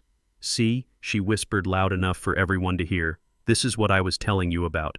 He gets confused. He gets paranoid. He thinks everyone is trying to hurt him." The pastor looked at me with concern. "Brother Solomon, maybe you should sit down. You look agitated." "I am not agitated," I said, my voice rising. "I am awake. You want to talk about forgiveness. You want to talk about family. Let's talk about truth first." I didn't argue. I didn't scream. I knew words would fail me against their tears. I needed to show them. I walked over to the large flat-screen television mounted above the fireplace right next to where Kayla was standing. It was a smart TV connected to the home network. I pulled out my phone. I had the video file ready. The video from the hidden camera I had installed in the kitchen 3 months ago to catch a contractor I thought was stealing tools. I hadn't caught the contractor. But this morning, I had caught something much worse. I had reviewed the footage in my truck before coming inside. It showed Camille and Kayla in the kitchen at 7 a.m. It showed Kayla handing Camille a bottle of pills. It showed Camille crushing them into the oatmeal. It showed them laughing. It showed Kayla saying he won't even know his own name by noon. I tapped the screen of my phone to cast it to the TV. "You want to see the poor innocent boy?" I said. "You want to see the loving wife? Watch this." The TV screen flickered. The loading circle spun. Kayla moved. She didn't hesitate. She didn't panic. She moved with the reflex of a predator protecting its kill. She lunged for the power cord running down the side of the mantel. She yanked it hard. The plug ripped out of the wall socket with a spark. The TV screen went black before a single image could appear. Then she screamed. It wasn't a scream of fear. It was a scream of terror on my behalf. "Dad, stop," she yelled, backing away from me, as if I had struck her. "Stop it. The TV isn't watching you. There are no cameras in the TV." She turned to the room, her hands shaking, her face pale. "He thinks the government is watching him through the TV," she sobbed. "He thinks we are recording him. He has been saying this all week. He tries to show us videos that don't exist." I stood there holding my phone, my thumb hovering over the play button that was now useless. I looked at the black screen. I looked at Kayla. She had flipped the board. In 1 second, she had turned my evidence into a symptom. "That is a lie," I roared. I took a step toward her. "Plug it back in. Let them see." Pastor Jenkins stood up and placed a heavy hand on my shoulder. He wasn't restraining me with force, but the weight of his authority held me back. "Brother Solomon, calm down," the pastor said, his voice low and soothing. "The TV is off. No one is watching you. You are safe here." I looked around the room. Mrs. Higgins was shaking her head, wiping a tear. Deacon Jones was looking at the floor, embarrassed for me. Camille was burying her face in her hands, sobbing uncontrollably. "Oh God," she wailed. "It is getting worse. He is hallucinating. He thinks we are poisoning him. He thinks we are plotting. My poor husband. He is losing his mind." I looked at their faces. I saw the reflection of what they believed. They didn't see a man revealing a crime. They saw an angry, confused old man ranting about conspiracies. They saw dementia. Kayla had planted the seeds perfectly. The feigned concern, the rumors, the legal groundwork, and now this public display. I looked at my phone. I could play the video on the small screen. I could shove it in the pastor's face. But Kayla was already moving again. She grabbed a glass of water from the table and approached me slowly, as if I were a rabid dog. "Dad, please drink some water," she said softly. "You are dehydrated. You are not making sense. Just sit down. We love you. We just want to help you." I looked at the water. I looked at her eyes. They were triumphant. She knew she had won the room. If I knocked the water out of her hand, I was violent. If I yelled, I was crazy. If I tried to show the video now, it would look like a frantic obsession. I realized then that I couldn't win this battle tonight. The court of public opinion had already reached a verdict. I put my phone in my pocket. I straightened my jacket. I looked at Deon, who was watching me with a smirk hidden behind his hand. "I am not crazy," I said, my voice quiet and steady. "And I am not drinking your water." I turned to the pastor. "Thank you for coming, Pastor," I said. "I appreciate your prayers. But this is not a spiritual crisis. This is a crime scene, and you are sitting in the middle of it eating the evidence." I walked past them. I didn't go to the bedroom. I knew the lock was changed. I didn't go to the kitchen. I walked straight to the front door. "Solomon, where are you going?" Camille shouted, jumping up. "You can't drive. You are not well." I ignored her. I walked out into the night air. Behind me, I heard the murmur of voices, the sympathy being poured out for the poor wife with the crazy husband. I got into my truck. My hands were shaking not from age or infirmity, but from pure, unadulterated rage. They had turned my community against me. They had used my faith and my neighbors as weapons. I started the engine. I looked through the living room window. I saw Kayla plugging the TV back in, explaining something to the pastor with animated gestures. She was cementing the narrative. I backed out of the driveway. I wasn't beaten. I was just repositioning. They had won the skirmish in the living room. But the war wasn't going to be fought with prayers and casseroles. It was going to be fought with cold, hard facts. I drove away into the darkness, leaving the warmth of the lies behind me. I knew where I had to go. I needed a fortress, and I needed to prepare for the siege that was coming, because tomorrow they wouldn't just bring a pastor, they would bring a judge. I sat on my front porch the next morning, watching the sunrise paint the sky in hues of orange and blood red. I had returned home late the previous night, not because I wanted to see my family, but because possession is 9/10 of the law. If I abandoned the property, they could claim I had wandered off in a fugue state. I slept in my truck in the driveway with the doors locked and a tire iron on the passenger seat. At 8 o'clock, a black sedan pulled up to the curb behind my truck. It wasn't the police cruiser I expected. It was a county vehicle. 2 deputies in uniform stepped out, followed by a woman in a gray suit carrying a leather portfolio. I stepped out of the truck. My joints were stiff and my mouth tasted like copper. I watched them walk up the driveway. The deputies had their hands resting near their holsters. Not aggressive, just ready. They were looking at me not as a citizen but as a subject, a problem to be managed. "Mr. Cross," the woman said, stopping at the foot of the porch steps. "I am Mrs. Gable from Adult Protective Services." I looked at her. She was young, overworked, and clearly reading from a file that had been handed to her less than an hour ago. Behind her, the front door of my house opened. Kayla and Camille stepped out. Kayla was holding a handkerchief to her nose, weeping softly. Camille looked solemn, like a widow at a funeral. "What is this?" I asked, my voice rough. Mrs. Gable opened her portfolio. "We have an emergency ex parte order signed by Judge Holloway this morning," she said. "Based on sworn affidavits regarding your behavior last night and the medical concerns raised by your family, the court has granted temporary emergency guardianship of your person and estate to Mrs. Camille Cross. I felt the ground shift beneath my boots. An ex parte order. That meant they had gone to a judge without me present. They had told their story unchallenged. They had spun the events of the prayer meeting into a psychotic break. On what grounds, I asked, keeping my hands visible. The affidavit states that you were hallucinating, Mrs. Gable read. That you became violent with a clergyman, that you attempted to destroy property, and that you are refusing necessary medical medication for a diagnosed cognitive decline. The court has determined you are an immediate danger to yourself and others. It was a masterstroke. Kayla used her real estate connections to find a judge who played golf on Wednesdays and didn't like asking too many questions. She had turned my attempt to show the truth into a symptom of my madness. This is a lie, I said. I have a toxicology report that proves they are poisoning me. Mrs. Gable looked at me with pity. That was the worst part. It wasn't anger, it was pity. She saw a confused old man ranting about poison conspiracies just like the file said he would. Mr. Cross, please, she said. We are not here to arrest you. We are here to ensure your safety. Under this order, you are remanded to the custody of your guardian at your primary residence until a full competency hearing can be held in 72 hours. She handed the paper to the deputy. He stepped forward. Sir, I need you to hand over your car keys and any firearms you have on your person. I looked at the deputy. I looked at Kayla standing on the porch. She wasn't crying anymore. She was watching me with the cold, dead eyes of a shark. She had won the skirmish. She had stripped me of my legal status as a man. I reached into my pocket. I pulled out the keys to the truck. I dropped them into the deputy's hand. I don't carry a gun, I said. The deputy patted me down anyway. He found my cell phone. He took that too. The order requires us to secure any communication devices that might cause you distress, Mrs. Gable said. Your guardian will manage your phone calls. They were cutting the lines. They were sealing the tomb. I walked up the steps, past the deputies, past the social worker. I stopped in front of Camille. You think this is the end? I said softly. Camille looked at the deputies to make sure they were watching, then she leaned in close. It is for me, Solomon, she whispered. Go inside. I walked into my house. The door closed behind me. The lock clicked. It wasn't to keep intruders out.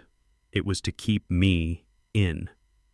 For the next 4 hours, I learned what it felt like to be an inmate in a prison I had built. The dynamic of the house had shifted instantly. Before there was tension. Now there was total control. Camille sat at the kitchen table, going through a stack of papers. She had my checkbook. She had my ledger. She was making calls, authorizing payments, moving money. She didn't even lower her voice when I walked by. She knew I couldn't stop her. Legally, she was me.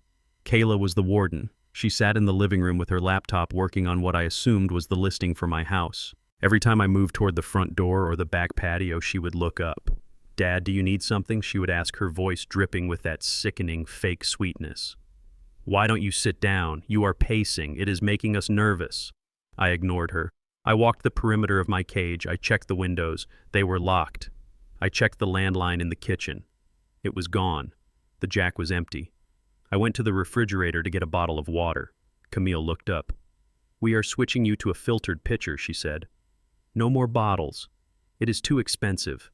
She was cutting costs on water while transferring thousands of dollars to her son.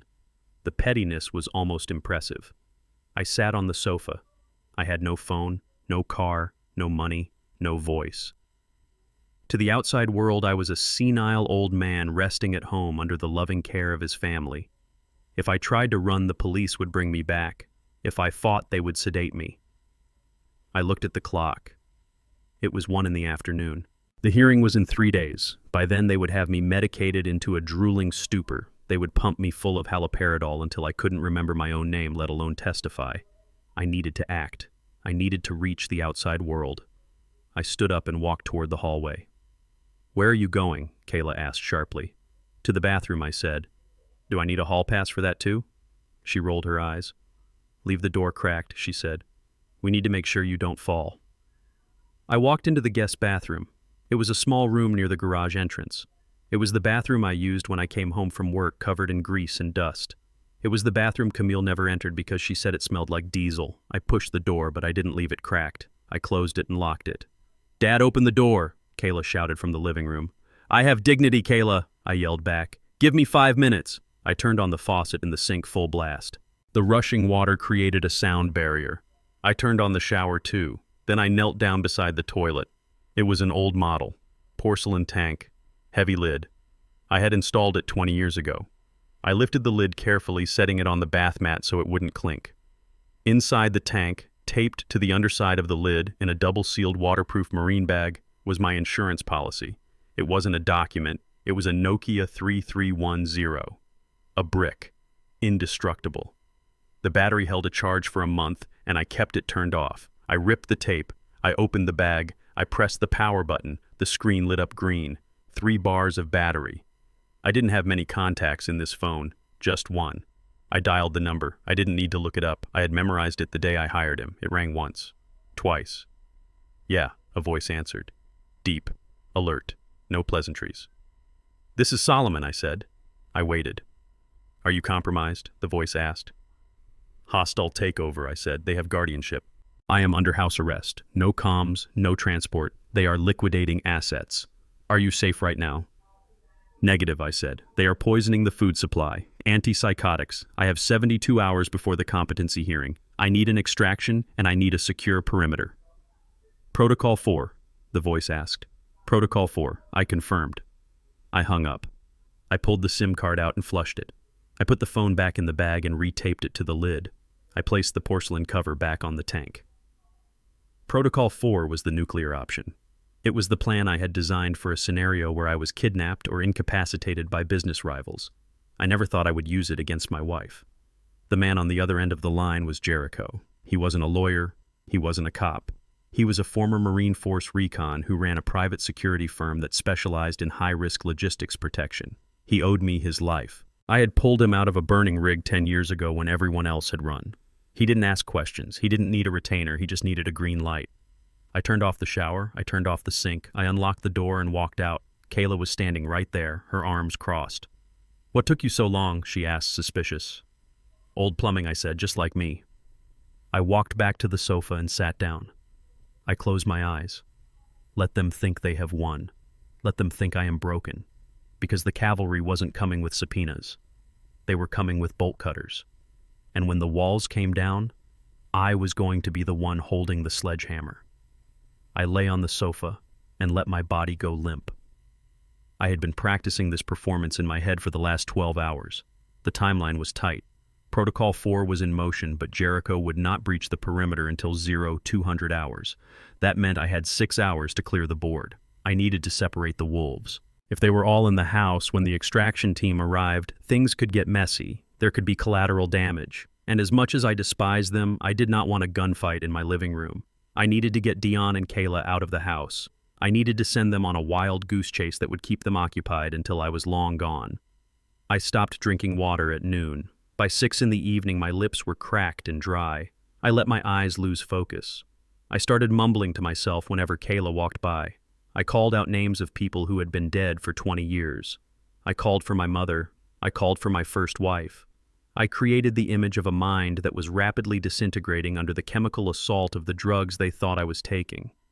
The front door opened. Deon walked in. He was out on bail.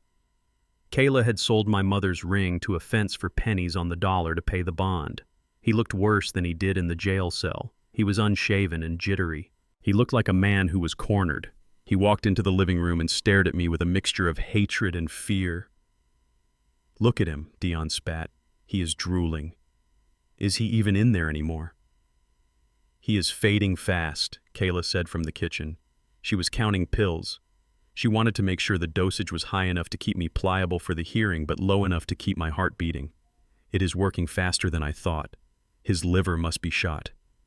Camille walked over and stood over me. She poked my shoulder hard. Solomon, she said sharply, can you hear me? I groaned. It was a low, guttural sound.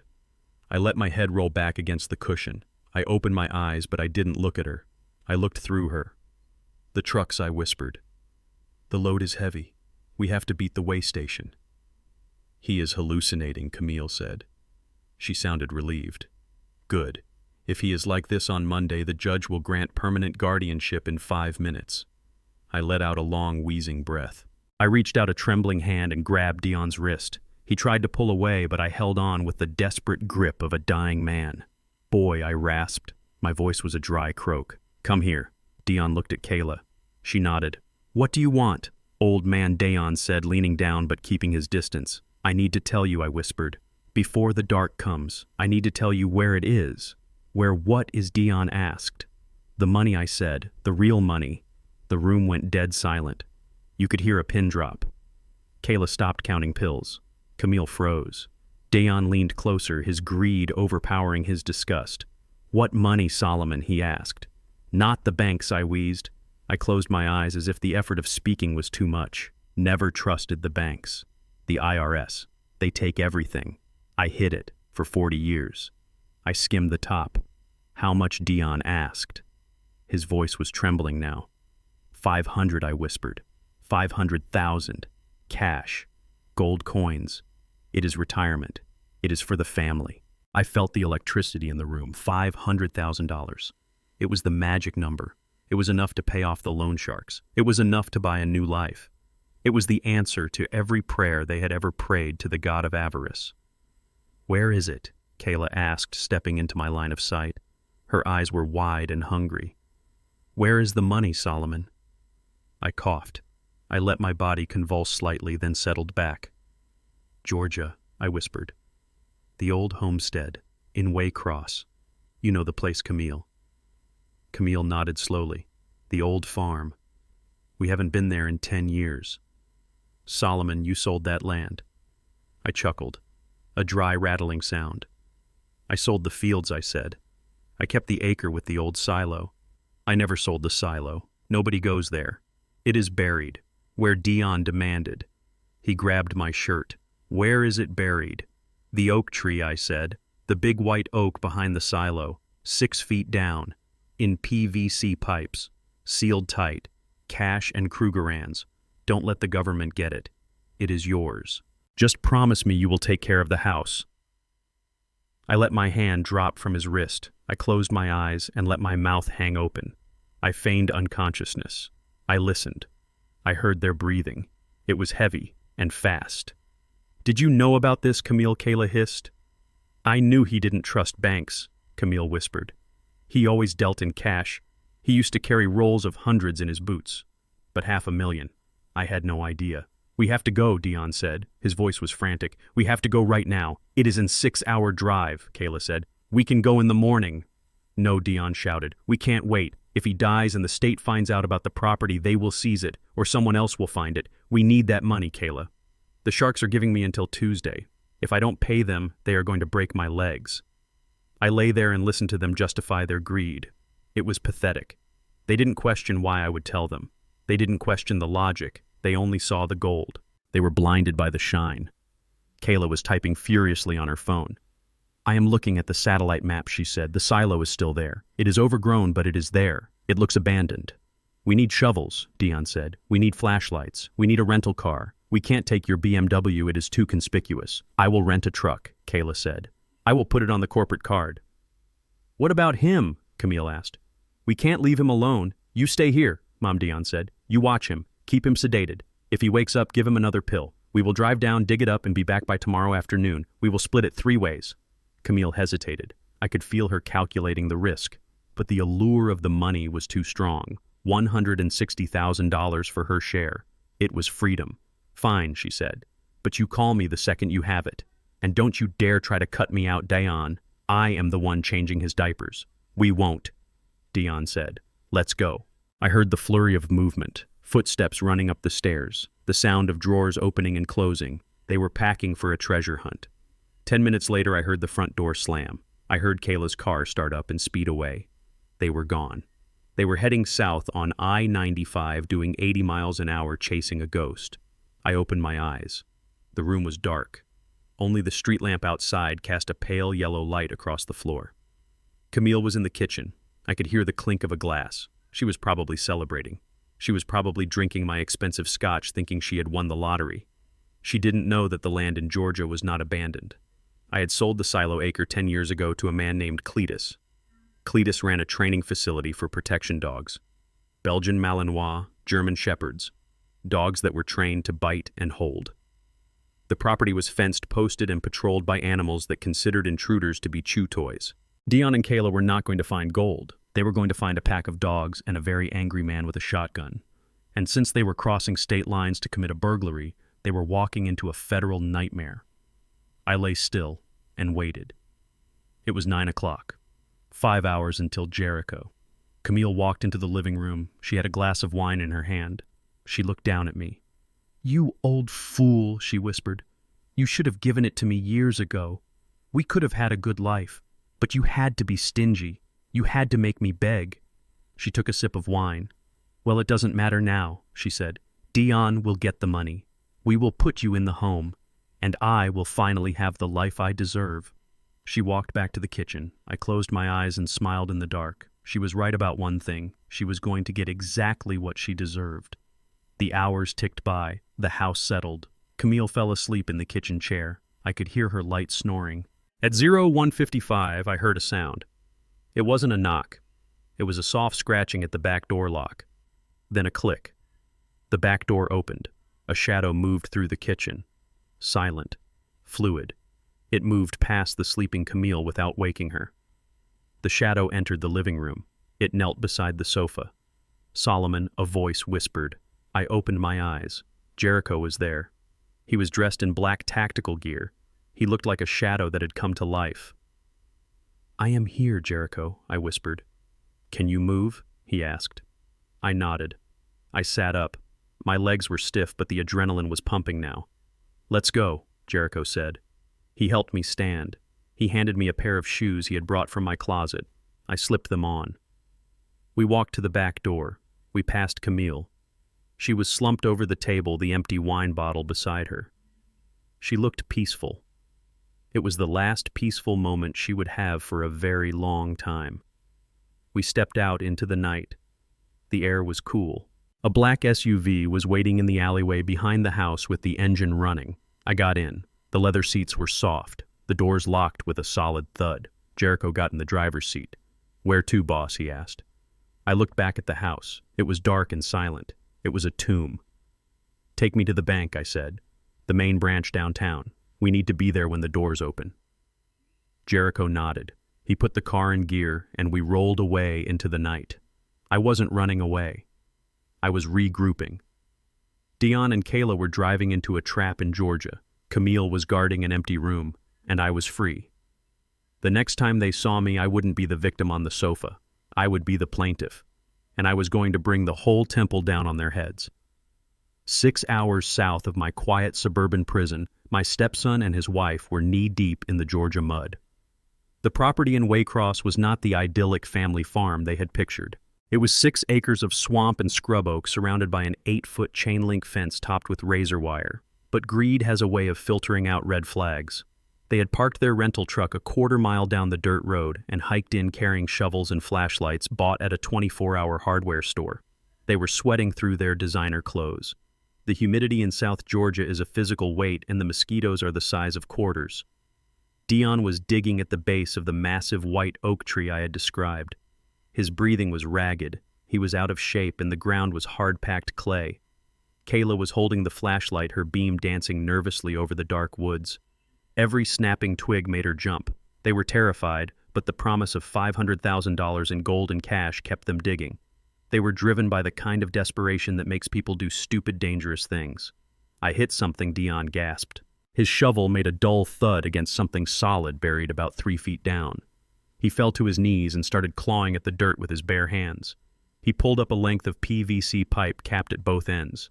It was heavy. It rattled when he shook it. "We found it." Kayla whispered, her voice trembling with excitement. "Oh my God, we found it. We are rich, Deon. We are saved." Deon laughed. It was a manic sound that echoed too loudly in the quiet woods. He reached for his pocket knife to pry open the cap. He wanted to see the gold. He wanted to touch his salvation. He never got the chance.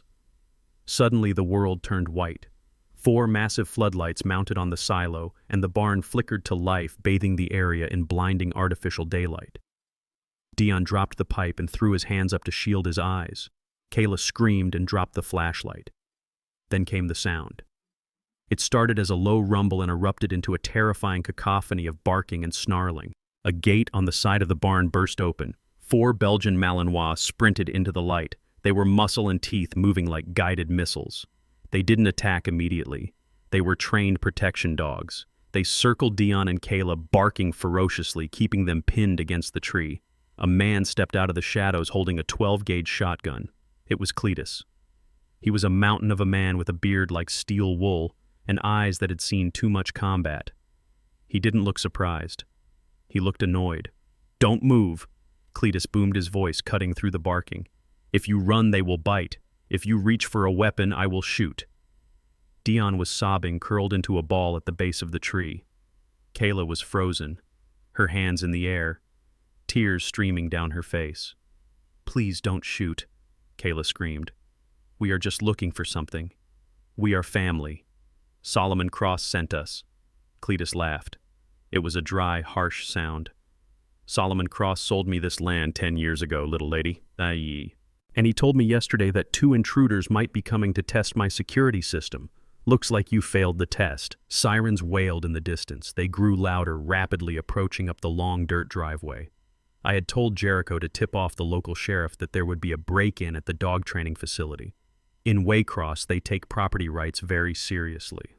2 deputies jumped out of their cruisers, guns drawn. They found Deon Vance and Kayla Vance trespassing on private property in possession of burglary tools, holding a PVC pipe filled not with gold but with lead fishing weights and a note that read, "You should have called Ray." They were handcuffed face down in the dirt. The dogs watched them with intense, unblinking eyes. As they were dragged to the police cars, Deon screamed that it was a setup, that I was crazy, that I had tricked them. But nobody was listening. They were booked for felony trespassing, burglary, and possession of criminal tools. Their mugshots would be available online by morning. While my family was being processed in a Georgia County jail, a different kind of operation was taking place back at my home. I was sitting on the sofa in the dark, waiting. Camille was in the kitchen asleep at the table with an empty wine bottle. She was supposed to be the guard, but she had celebrated her victory too early. At exactly 2 in the morning, the power to the house died. The hum of the refrigerator stopped. The little green lights on the cable box went out. The darkness was absolute. Camille woke up with a start. I heard her chair scrape against the floor. "Solomon," she called out, her voice thick with sleep and wine. "Solomon, what did you do? Turn the lights back on." She fumbled for her phone to use the flashlight, but Jericho had jammed the cell signal in the immediate area. Her phone was a useless brick. I heard the back door lock click open. It was a soft sound, barely audible over Camille's panic. Jericho moved like a ghost.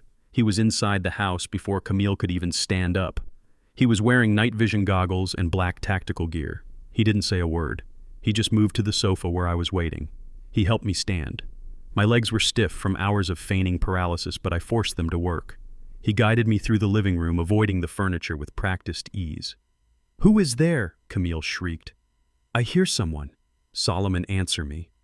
She was stumbling around the kitchen, knocking over chairs. She was terrified. For the first time in a long time, she wasn't in control. She was alone in the dark with her imagination and her guilt. We slipped out the back sliding door. The cool night air hit my face, and it felt like freedom. Jericho led me through the backyard to the alley where his SUV was waiting, engine idling quietly. As I climbed into the passenger seat, I looked back at the house. I saw the beam of a flashlight moving frantically through the windows. Camille was searching for me. She was searching for her hostage. "Drive," I said. Jericho pulled away smoothly. We didn't speed, we didn't draw attention. We just vanished into the night, leaving Camille alone in a dark house to realize that her prisoner had walked out the back door. The hotel suite felt different this time. It wasn't a hiding place anymore. It was a command center.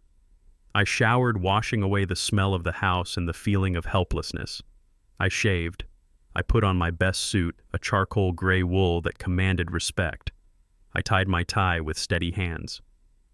At 8 in the morning, I met Michael Sterling in the hotel lobby. He looked fresh and ready for battle. He had a briefcase full of documents and a look of grim determination. "The bank opens in 30 minutes, Sterling said. "Are you ready?" "I have never been more ready," I said. We walked to the First National Bank downtown. It was the main branch, the one with the marble floors and the high ceilings. I had been banking there for 40 years. I knew the manager, Mr. Henderson, personally. When we walked in, Henderson saw me and his face went pale. He had likely heard rumors. He might have even seen the police reports regarding my car. He knew there was trouble. "Mr. Cross," he stammered, coming out from behind his desk. "What can I do for you today?" I walked past his outstretched hand and sat down in the leather chair opposite his desk. Sterling sat next to me and placed his briefcase on the table. He opened it and took out a stack of notarized affidavits and court orders. "We are here to report a crime," Mr. Henderson, Sterling said. "Multiple crimes, actually. Identity theft, wire fraud, and elder financial abuse." Henderson swallowed hard. He looked at me. "Mr. Cross, I authorized a transfer yesterday to your wife. She had the account details. It was a joint account. I assumed." "You assumed wrong," I said, my voice cold and hard. I leaned forward. "I am freezing all my assets," I said. "Every account, every trust, every line of credit. I want a full audit of all activity in the last 48 hours. I want the wire transfer to Camille Vance flagged as fraudulent and recalled immediately." But Sir Henderson said, sweating now, "The money has already cleared. It is in her external account." "Then you better get your legal team on the phone," I said, "because if that money is not back in my account by the end of the business day, I am filing a lawsuit against this bank for negligence. You allowed a transfer of $250,000 without my verbal authorization while I was under duress." Sterling slid a paper across the desk. "This is a police report regarding the theft of Mr. Cross's vehicle by his stepson," he said. "And this is a toxicology report confirming that Mr. Cross was being drugged with antipsychotics at the time the transfer was initiated. Your bank facilitated the looting of a vulnerable adult's estate." Henderson looked at the toxicology report. His eyes went wide. He picked up his phone. "I will call corporate security," he said, his voice shaking. "We will freeze everything." "Good," I said. "And one more thing. I pulled out the credit card statement Kayla had used to buy her plane ticket to Georgia. These cards," I said, "they were opened in my name without my permission. I want them canceled. I want the charges contested. And I want the location of every purchase sent to the FBI." "Why the FBI?" Henderson asked. "Because they crossed state lines to commit a burglary," I said. "And they used these cards to fund it. That makes it wire fraud and interstate racketeering." I stood up. I buttoned my jacket. I checked my watch. It was 9:15. In Georgia, Deon and Kayla were probably using their one phone call to try and reach Camille, but Camille wouldn't answer. She was too busy trying to figure out how the lights went out and where her meal ticket had gone. The trap had snapped shut. They were broke. They were incarcerated. And the bank accounts they thought were their prize were now evidence in a federal investigation. I walked out of the bank into the morning sun. The city looked different. It looked cleaner. I turned to Sterling. "What is next?" I asked. Sterling smiled a shark-like grin. "Now we go to court," he said. "The competency hearing is on Monday. They filed for guardianship, remember. They want to prove you are incompetent. Let them try," I said. I was going to walk into that courtroom not as a defendant, but as a nightmare. I was going to bring the full weight of the law down on their heads, and when the dust settled, there wouldn't be a stone left standing of the house of lies they had built. The competency hearing was scheduled for 9 o'clock on a Monday morning in courtroom 4B. The courthouse was a sprawling complex of gray stone and tinted glass that smelled of floor wax and stale coffee. I arrived 30 minutes early with Michael Sterling. We did not say much. We sat on a wooden bench in the hallway and watched the parade of lawyers and defendants march by. I was wearing my charcoal suit and I had polished my shoes until they shone like mirrors. I did not look like a man who was losing his mind. I looked like a man who was about to close a business deal. At 8:45, the elevator doors opened and my family stepped out. They were a sight to behold. Deon and Kayla were out on bail. I did not know who they had bribed or what they had pawned to come up with the bond money, but they were free. For now. Deon was wearing a suit that was 2 sizes too small for him, likely bought at a thrift store over the weekend. He looked haggard. His eyes were bloodshot and he had a nervous twitch in his left cheek. He looked at me with a mixture of fear and pure, unadulterated hatred. He knew that I had set him up in Georgia. He knew that I had sent him into a cage with attack dogs. But he also knew that this hearing was his only way out. If he could prove I was insane, he could argue that the instructions to go to Georgia were the ramblings of a demented old man and that he was just a concerned son checking on his father's property. It was a thin defense, but it was all he had. Kayla walked beside him looking like the grieving daughter-in-law. She was wearing a modest navy blue dress and low heels. She carried a thick binder of documents clutching it to her chest like a shield. Her face was pale, but her eyes were hard. She was the general of this army, and she was here to win. She did not look at me. She looked straight ahead, focused on the courtroom doors. And then there was Camille, my wife. She was being supported by Deon as if she were too frail to walk on her own. She was wearing black as if she were already mourning me. She held a tissue to her nose and her shoulders shook with silent sobs. It was a performance worthy of Broadway. They walked past us without a word. The air between us was cold enough to crack bone. They entered the courtroom and took their seats at the petitioner's table. Sterling looked at me. "They look desperate, Solomon," he said quietly. "Good," I replied. "Desperate people make mistakes." We walked in and took our seats at the respondent's table. The courtroom was mostly empty, save for a few court clerks and a bailiff who looked like he would rather be anywhere else. Judge Holloway entered the room. He was a stern man with a face like a bulldog. He sat down behind the high bench and adjusted his glasses. He looked at the file in front of him, then looked at me. His gaze was skeptical. He had signed the emergency order based on Kayla's affidavit, but now he had to decide if it should be permanent. "This is a hearing to determine the competency of Mr. Solomon Cross," the judge said. "The petitioners allege that Mr. Cross is suffering from advanced cognitive decline, causing him to be a danger to himself and others. Let us proceed." Kayla stood up. She did not hire a lawyer for this part. She claimed she could not afford one because I had frozen the assets.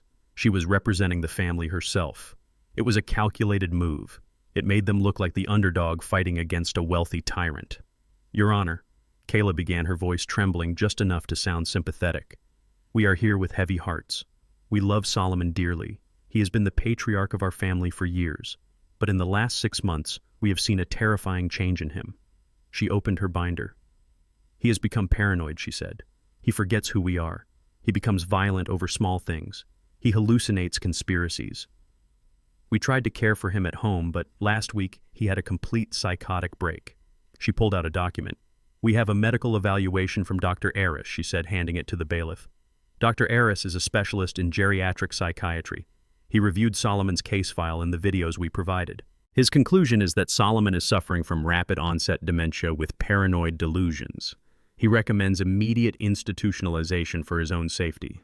I looked at Sterling. We both knew Dr. Aris. He was a doctor who ran a pill mill out of a strip mall on the west side. He would sign anything for $500 cash. He had never examined me. He had never even met me. But his signature was on that paper, and to a judge who didn't know better, it looked like medical evidence. Kayla continued. "We also have video evidence, Your Honor." She plugged a USB drive into the court's AV system. The large screen on the wall flickered to life. It was the video from the morning of the oatmeal incident. But it had been edited, heavily. The footage showed me stumbling in the living room. It showed me knocking the lamp over. It showed me shouting, "Get off me," at Camille. But the context was gone. You couldn't hear the conversation about the oatmeal. You couldn't see my clarity before or after. It just looked like an old man in a flannel shirt losing his balance and lashing out at his wife. Then it cut to the prayer meeting. It showed me standing by the TV shouting that I wasn't crazy. It showed me refusing water. It showed the neighbors looking uncomfortable. "Your Honor," Kayla said as the video played. "He thinks the television is watching him. He thinks we are poisoning his food. He calls his own son a thief. He sent Deon and me to a dangerous property in Georgia claiming there was gold buried there just to get rid of us. He nearly got us killed. These are not the actions of a sane man." She sat down, wiping a tear from her eye. The judge looked at the screen, then at me. His expression was grave. The video was damaging. Without context, I looked exactly like what they claimed I was. A confused, angry old man who needed to be managed. "Mrs. Cross," the judge said, looking at Camille. "Do you have anything to add?" Camille stood up slowly. She leaned on the table for support. She looked at me with eyes full of sorrow. "I just want my husband back, Your Honor," she whispered. "The man sitting there is not the man I married. That man was kind. He was generous. This man is cruel. He froze our bank accounts. Your Honor, he left us with nothing. I had to sell my wedding ring just to buy groceries." She sobbed. "He kicked Deon out of the house. He accused him of stealing a car that Solomon gave him the keys to. He is destroying our family. I just want him to be safe. I want him to get the help he needs. Please, Your Honor, grant us guardianship so we can take care of him." She sat down, burying her face in Deon's shoulder. Deon patted her back, looking at the judge with a pleading expression. The courtroom was silent. The weight of their lies hung in the air like smog. They had woven a narrative that was almost perfect. They had medical papers, they had video, they had tears. To an outsider, it looked like a tragedy. Sterling wrote something on his legal pad and slid it to me. "We need to attack the doctor's credibility," he wrote. "We need to introduce the toxicology report." I shook my head. I pushed the pad back. "Not yet," I whispered. Sterling looked at me confused. This was the moment. This was when we were supposed to fight back. But I sat there stone still. I stared at the table. I let my shoulders slump. I let my mouth hang open slightly. I wanted the judge to see what they wanted him to see. I wanted them to feel the victory. I wanted them to think that I was beaten, that the drugs or the stress had finally broken me. Because when you trap a rat, you don't spring the cage when he sniffs the cheese. You wait until he is all the way inside. "Mr. Cross," the judge said, addressing me directly, "you have heard the allegations. You have seen the evidence. Your counsel may speak, but I would like to hear from you. Do you have any explanation for your behavior?" I slowly lifted my head. I looked at Kayla. She was smirking, a tiny, imperceptible curl of her lip. She was already counting the money. She was already redecorating my house. I looked at Deon. He was leaning back in his chair, relaxing. He thought he had gotten away with it. He thought he was smart. I looked at Camille. She was watching me through her fingers, checking to see if I would explode. I stood up. I moved slowly, gripping the table as if I needed support. "Your Honor," I said, my voice low and rasping, "I am tired. I am very tired. My family says I am sick. Maybe I am. Maybe I am imagining things." Kayla's eyes lit up. She nudged Deon under the table. This was it. The confession. I looked at the judge. "But before you make your ruling, Your Honor," I said, my voice gathering strength, "before you sign my life away to these people, I would like to call one witness. A character witness. Someone who has known my son Deon longer than I have." Kayla frowned. She looked around the empty courtroom. There was no one else there. The judge looked confused. "Mr. Cross, you did not submit a witness list. He is a rebuttal witness, Your Honor." Sterling interjected, standing up. "He arrived this morning. His testimony goes directly to the credibility of the petitioners." The judge sighed. He looked at the clock. "Very well," the judge said. "Call your witness." I turned toward the double doors at the back of the courtroom. "I call Mr. Raymond Vance," I said. Kayla froze. Deon went rigid in his chair. Camille stopped crying instantly. The doors opened. Ray walked in. He was not the drunk on the porch. He was wearing a navy blue suit I had bought him. His hair was cut short. His face was clean-shaven. He walked with a slight limp, but his head was high. He looked like a man who had found his dignity in the bottom of a glass and polished it off. He walked down the aisle. He didn't look at me. He looked straight at Deon. Deon's mouth fell open. He looked like he had seen a ghost. Ray stepped through the gate and took the stand. The bailiff swore him in. "State your name for the record," the judge said. "Raymond Vance," Ray said. His voice was clear. "I am Deon Vance's biological father." The courtroom went deadly quiet. Kayla was gripping the table so hard her knuckles were white. She looked at Deon, mouthing the word, "How?" Sterling walked up to the witness stand. "Mr. Vance," Sterling said, "are you familiar with the petitioners in this case?" "I am," Ray said. "That is my son, Deon, and that is his mother, Camille." "Mr. Vance, have you had any contact with your son recently?" Sterling asked. "Yes," Ray said. "He came to my house last week." "And what did he ask you for?" Sterling asked. Ray reached into his jacket pocket. He pulled out a plastic bag. Inside were the torn pieces of the adoption document taped back together. "He asked me to sign this," Ray said, holding it up. "He offered me $5,000 to terminate my parental rights so that Mr. Cross could adopt him as an adult." The judge leaned forward. "Let me see that." The bailiff took the bag and handed it to the judge. The judge read it. His eyebrows shot up. "Why would he want to do that?" Mr. Vance, Sterling asked. Ray looked at Deon. Deon was shrinking in his seat, trying to make himself small. "He told me that Solomon was dying," Ray said. "He said that if Solomon adopted him, he would inherit everything automatically. He said they were going to put Solomon in a home and take control of the estate. He needed to be the next of kin to make sure it happened fast." "Objection!" Kayla shrieked, standing up. "This is hearsay. This man is a drunk. He is lying." Ray looked at her calm and steady. "I may be a drunk, darling," he said, but I recorded the conversation. Because I didn't trust my son not to try and forge my signature later. Ray pulled out his old cracked smartphone. He placed it on the witness stand railing. "Can I play it?" Judge Ray asked. The judge nodded slowly. "Proceed." Ray pressed play. The audio was tinny but clear. "Come on." Pop.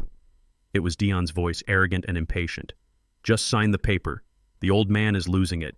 We are going to have him committed in a week. Once he is in the loony bin, I get power of attorney. If I am his adopted son, I get everything when he kicks the bucket. I will give you 10 grand. Just sign it." The recording ended. The silence in the courtroom was absolute. It was the silence of a grave. Kayla sank back into her chair. Her face was ashen. Her plan, her perfect legal strategy, had just been blown apart by a man she considered trash.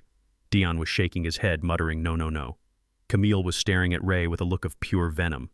The judge looked up from the bench. He looked at Deon. He looked at Kayla. His face was no longer bored. It was furious. "This court takes a very dim view of fraud," the judge said, his voice low and dangerous.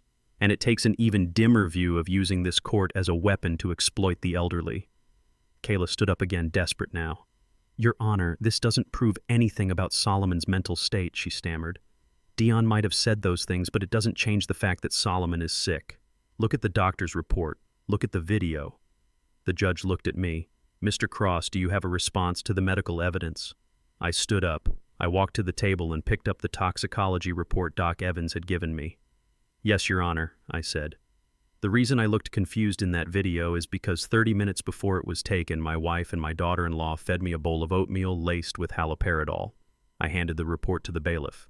"Here is the lab analysis from that morning," I said, "and here is the affidavit from the lab technician. I am not crazy, Judge. I was poisoned." The judge took the report. He read it. His face turned a shade of red that matched the exit sign. He looked at Camille. "Mrs. Cross," he said, "did you poison your husband?" Camille stood up. She wasn't crying anymore. The mask was gone. She looked trapped. "He is lying," she screamed, pointing at me. "He planted that. He is trying to frame us. I am his wife. I have rights. Even if all of this is true, I am still his legal wife. I own half of everything. You can't kick me out. You can't deny me my share." I smiled. It was a cold, hard smile. "That is where you are wrong, Camille," I said. I turned to Sterling. He nodded. He reached into his briefcase and pulled out a thick, dusty file. It looked old. The paper was yellowed. I picked up the file. "Your Honor," I said, "I have one more piece of evidence. It pertains to the legality of my marriage to Mrs. Camille Cross." Camille froze. Her eyes went wide. For the first time, she looked truly terrified. "What is that?" she whispered. I opened the file. "This," I said, holding up a document with a faded seal, "is a marriage certificate from Montego Bay, Jamaica, dated 1995, between Camille Johnson and a Mr. Winston Graves." I pulled out a photograph. It showed a younger Camille in a white dress standing next to a tall man on a beach. "And this," I said, pulling out a current photograph, "is Mr. Winston Graves, taken 3 days ago in Florida. He is very much alive. And according to the records in Jamaica and the United States, there was never a divorce." The courtroom gasped. Even the bailiff looked shocked. Camille's mouth opened and closed, but no sound came out. "You are a bigamist, Camille," I said, my voice ringing through the room. "You were married when you married me, which means our marriage is void. It never existed. You are not my wife. You are not my heir. You are a stranger in my house." I turned to the judge.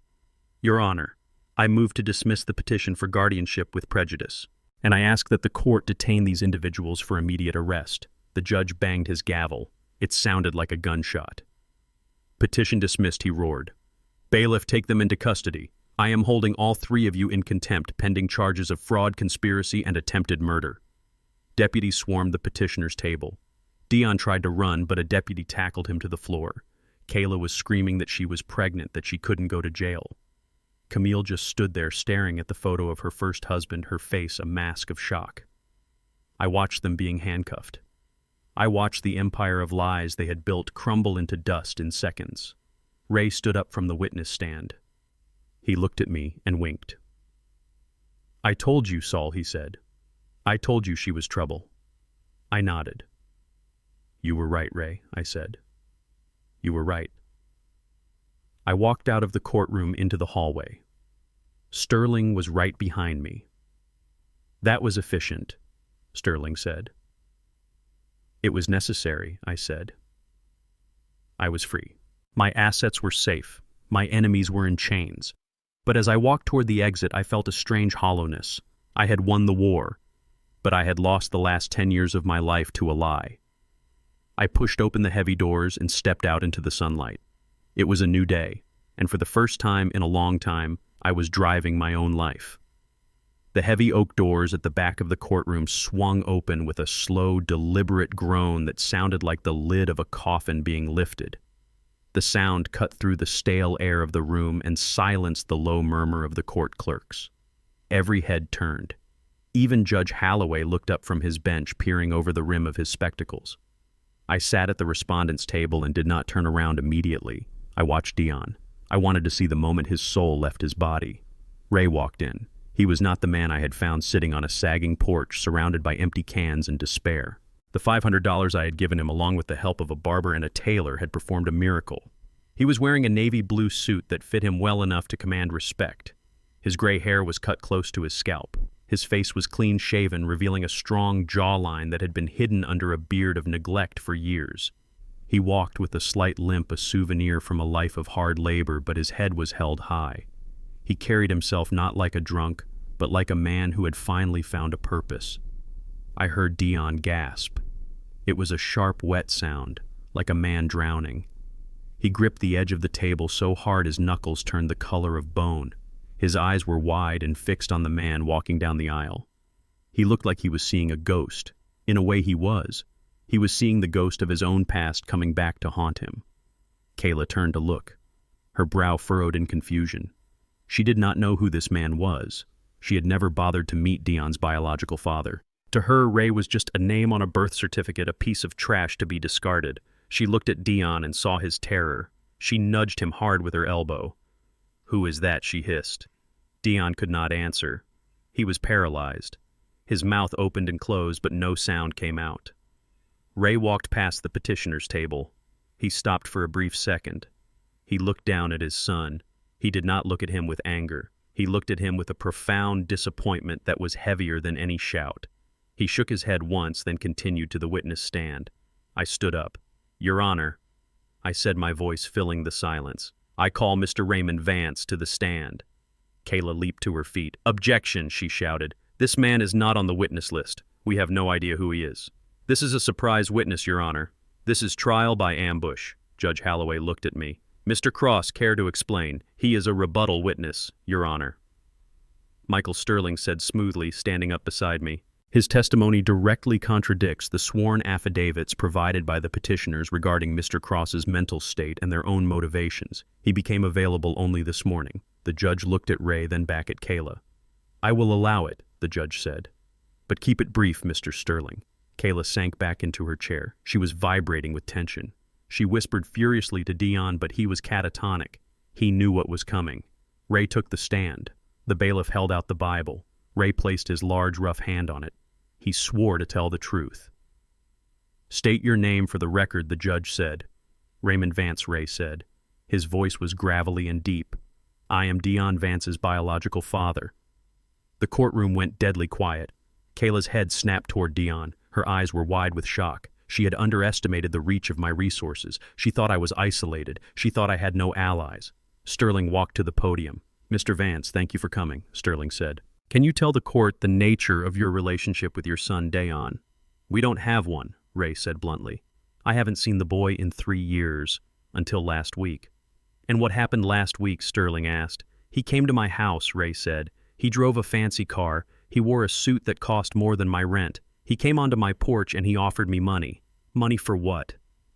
"He wanted me to sign a paper," Ray said. He reached into the inside pocket of his suit jacket and pulled out a plastic bag containing the torn pieces of the document I had retrieved. He wanted me to terminate my parental rights. Ray continued holding the bag up for the judge to see. He wanted to legally sever our tie so that Mr. Solomon Cross could adopt him as an adult. The judge leaned forward, his eyes narrowing. "Adopt him?" the judge asked. "Why?" Ray looked straight at the judge. "Because he told me Solomon was dying," Ray said. He said the old man was losing his mind and didn't have much time left. He said that if Solomon adopted him, he would automatically inherit everything when he died. He said it was the fastest way to get control of the estate. He offered me $5,000 cash to sign my son away. Kayla jumped up again. "Objection," she screamed. "Hearsay. This is a lie. This man is a known alcoholic. He has a criminal record. You cannot trust a word he says. He is making this up to get money from Mr. Cross." Ray didn't flinch. He looked at Kayla with a calm, steady gaze. "I may be a drunk, darling," Ray said, his voice cutting through her hysteria, "and I have made more mistakes than you have years on this earth. But I know when my son is plotting a crime, and I know better than to trust him without insurance." Ray reached into his pocket again. He pulled out an old cracked smartphone. It was a cheap model, the kind you buy at a convenience store. "I recorded the conversation," Ray said, "because I knew that if I didn't, nobody would believe a man like me over a man like him." He placed the phone on the railing of the witness stand. He pressed a button. The audio was tinny and scratched with the sound of wind hitting a microphone, but the voices were unmistakable. "Come on, Pop." It was Deon's voice, arrogant and impatient. "Just sign the paper. The old man is losing it. We are going to have him committed in a week. The drugs are working.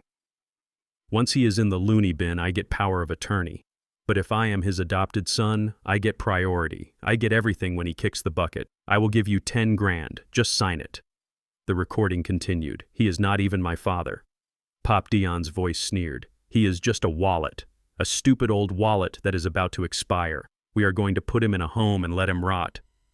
And we are going to live like kings." Ray stopped the recording. The silence in the courtroom was absolute. It was heavy and suffocating. I looked at the judge. Judge Holloway's face had turned a dark shade of red. He was staring at Deon with an expression of pure disgust. Kayla had slumped in her chair. Her hand was over her mouth. She looked like she was going to be sick. Deon was shaking his head, muttering to himself. No, that is not me, that is fake," Mr. Vance Sterling said softly. "Did you sign the papers?" "No," Ray said. "I tore them up. I told him to get off my porch. I may be poor, but I am not going to help him kill a man who raised him better than I ever could." Sterling turned to the judge. "No further questions, Your Honor." The judge looked at Kayla. "Do you have any cross-examination?" "Ms. Vance." The judge asked, his voice dripping with ice. Kayla stood up slowly. She looked at Ray, then at Deon, then at me. She realized the ground had crumbled beneath her feet. The narrative of the caring family protecting the senile patriarch had been blown to atoms. "No, Your Honor," she whispered. "You may step down, Mr. Vance," the judge said. Ray stood up. He looked at me and gave a small nod. I nodded back. It was a transaction of respect. Judge Holloway took off his glasses and rubbed the bridge of his nose. He looked at the petitioner's table. "This court has heard enough," he said. "The evidence presented by the respondent contradicts every claim made in your affidavits. The audio recording suggests a conspiracy to commit fraud and elder abuse. I am inclined to dismiss this petition immediately and refer this matter to the district attorney." Kayla's head snapped up. Panic flooded her face. She looked at Camille, who was sitting frozen beside her. Camille had been silent until now, playing the role of the grieving wife, but now her eyes were darting around the room, looking for an exit, looking for a lifeline. "Wait, Your Honor," Kayla said, her voice shrill and desperate. She grabbed Camille's arm and pulled her to her feet. "You cannot dismiss everything," she stammered. Even if Deon made some bad comments, even if there is a misunderstanding about the adoption, you cannot ignore the rights of the spouse." She pointed at Camille. "This is Mrs. Camille Cross," Kayla said, finding her footing. "She is his legal wife. She has been married to him for 10 years. Under state law, she has rights to the marital assets. She has rights to make medical decisions for her husband. Even if you don't grant guardianship to Deon, you have to grant it to her. She is his wife. She owns half of everything he has. You cannot strip a wife of her rights just because her son is an idiot." Camille straightened up. She realized this was her last stand. She wiped her eyes and put on her mask of indignation. "Yes, Your Honor," Camille said, her voice trembling with fake outrage. "I am his wife. I have stood by him for a decade. I have washed his clothes and cooked his meals. These assets are marital property. You cannot lock me out of my own accounts. You cannot keep me from my husband. I have rights." The judge paused. He looked at me. He knew they were technically right. The law protected spouses. Even if Deon was a criminal, Camille's status as my wife gave her a legal shield that was hard to break. Sterling looked at me. He raised an eyebrow. I smiled. It was a cold, hard smile. I stood up. I picked up the thick, dusty file folder that had been sitting on the table in front of me the entire time. "Your Honor," I said, "I would like to address the issue of Mrs. Camille Cross's marital rights." The judge looked at me. "Go ahead, Mr. Cross." I opened the file. I pulled out a document that was yellowed with age. It had a stamped seal from a foreign government. "My family claims that Camille is my legal wife," I said. "They claim that our marriage gives her ownership of my life and my labor." I walked toward the bench. "But there is a problem with that claim, Your Honor. A very big problem." I handed the document to the bailiff. "What is this?" the judge asked, taking the paper. "That, Your Honor, is a marriage certificate," I said. "It is from Montego Bay, Jamaica, dated 1995. I turned to look at Camille. Her face had gone the color of chalk. Her mouth was open in a silent scream. "It certifies the marriage of one Camille Johnson to a Mr. Winston Graves," I said. I pulled out a photograph. "And this," I said, holding it up, "is a picture of Mr. Winston Graves taken 3 days ago in Florida. He is very much alive. He is enjoying his retirement." I walked closer to Camille. "And according to the records in Jamaica and the United States, there was never a divorce." The courtroom gasped. "You are a bigamist, Camille," I said, my voice ringing off the walls. "You were married when you married me, which means our marriage is void. It is null. It never existed legally." I turned back to the judge. "She is not my wife, Your Honor. She is not my heir. She is a stranger who has been living in my house fraudulently for 10 years. She has no rights. She has no claim. And she is about to have a very long conversation with the federal authorities about marriage fraud." Camille made a sound like a wounded animal. She collapsed into her chair, burying her face in her hands. Kayla backed away from her as if she were radioactive. The judge looked at the certificate. He looked at Camille. He looked at me. And then he picked up his gavel. The silence that followed Ray's testimony was heavy and thick, but it did not last long. The judge's gavel hovered in the air, ready to dismiss the case and end the madness. But Camille was not done. She pushed herself up from the table. Her face was streaked with mascara, and her eyes were wild. She looked like a cornered animal, realizing the trap was closing, but refusing to accept its fate. She shoved Kayla aside, knocking the younger woman back into her chair. Camille did not look at her son. She did not look at the judge. She looked at me. "You think you have won Solomon," she screamed, her voice cracking with hysteria. "You think because you brought a drunk in here to tell stories that you can get rid of me. You think you can just throw me out like yesterday's trash." She turned to the judge, pointing a shaking finger at the bench. "Your Honor, this man is trying to steal my life. I am his wife. I have been his wife for 10 years. I have cooked his meals. I have washed his clothes. I have nursed him when he was sick. I have put up with his long hours and his coldness. I have earned my place." She slammed her hand down on the table. "It does not matter what my son did," she yelled. "It does not matter if Solomon is crazy or sane. The law is the law. This is a community property state. 50% of everything he has is mine. His business, his savings, that house. It is mine. You cannot dismiss my rights. Even if you deny the guardianship, I am filing for divorce immediately. I am taking half. I am taking the house. And I am going to leave him with nothing but that old truck." The courtroom was stunned into silence by her audacity. She was admitting defeat on the guardianship only to pivot to a scorched earth divorce strategy. She was declaring that she did not care about my health, only my assets. She stood there, chest heaving, defiant in her greed. She believed she had the ultimate trump card. She believed the marriage license was a shield that could not be broken. I looked at her. I looked at the woman I had shared a bed with for a decade. I remembered the day we met. I remembered the wedding. I remembered thinking I had found a partner. And now I saw her for what she truly was. A parasite who had attached herself to a host and was furious that the host was fighting back. I did not feel anger anymore. I felt a cold, absolute clarity. I had one card left to play, the card I had kept in reserve for the moment she thought she was safe. I stood up slowly. I buttoned my suit jacket. I picked up the thick yellow file folder that had been sitting on the table in front of me since the trial began. It was old and worn, the edges frayed. It looked like something that had been buried and dug up. "Your Honor," I said, my voice low and steady, cutting through Camille's panting breaths. "Before you rule on Mrs. Vance's claims regarding her marital rights, I have one final piece of evidence to present to this court." The judge looked over his spectacles. He looked tired. He looked like a man who wanted this circus to end. "Mr. Cross, is this relevant to the competency hearing?" the judge asked. "It is relevant to everything, Your Honor," I replied. "It is relevant to her standing in this court. It is relevant to her claim on my assets, and it is relevant to her identity." I walked toward the bench. My steps echoed on the floor. I felt Camille's eyes boring into my back. She was confused now. She did not know what was in the file. She thought she had covered her tracks. She thought her past was a closed book. "May I approach?" I asked. The judge nodded. I handed the file to the bailiff, who passed it up to the judge. "Inside that folder, Your Honor," I said, turning to face the courtroom, "are the results of a private investigation I commissioned 3 weeks ago, an investigation that took my team to Montego Bay, Jamaica." Camille gasped. It was a sharp intake of breath, like she had been punched in the gut. Her hands flew to her mouth. The defiance vanished from her face, replaced by a terror so pure it was almost palpable. I watched her crumble. She knew. She knew exactly what was in that folder. I continued, my voice ringing out clearly.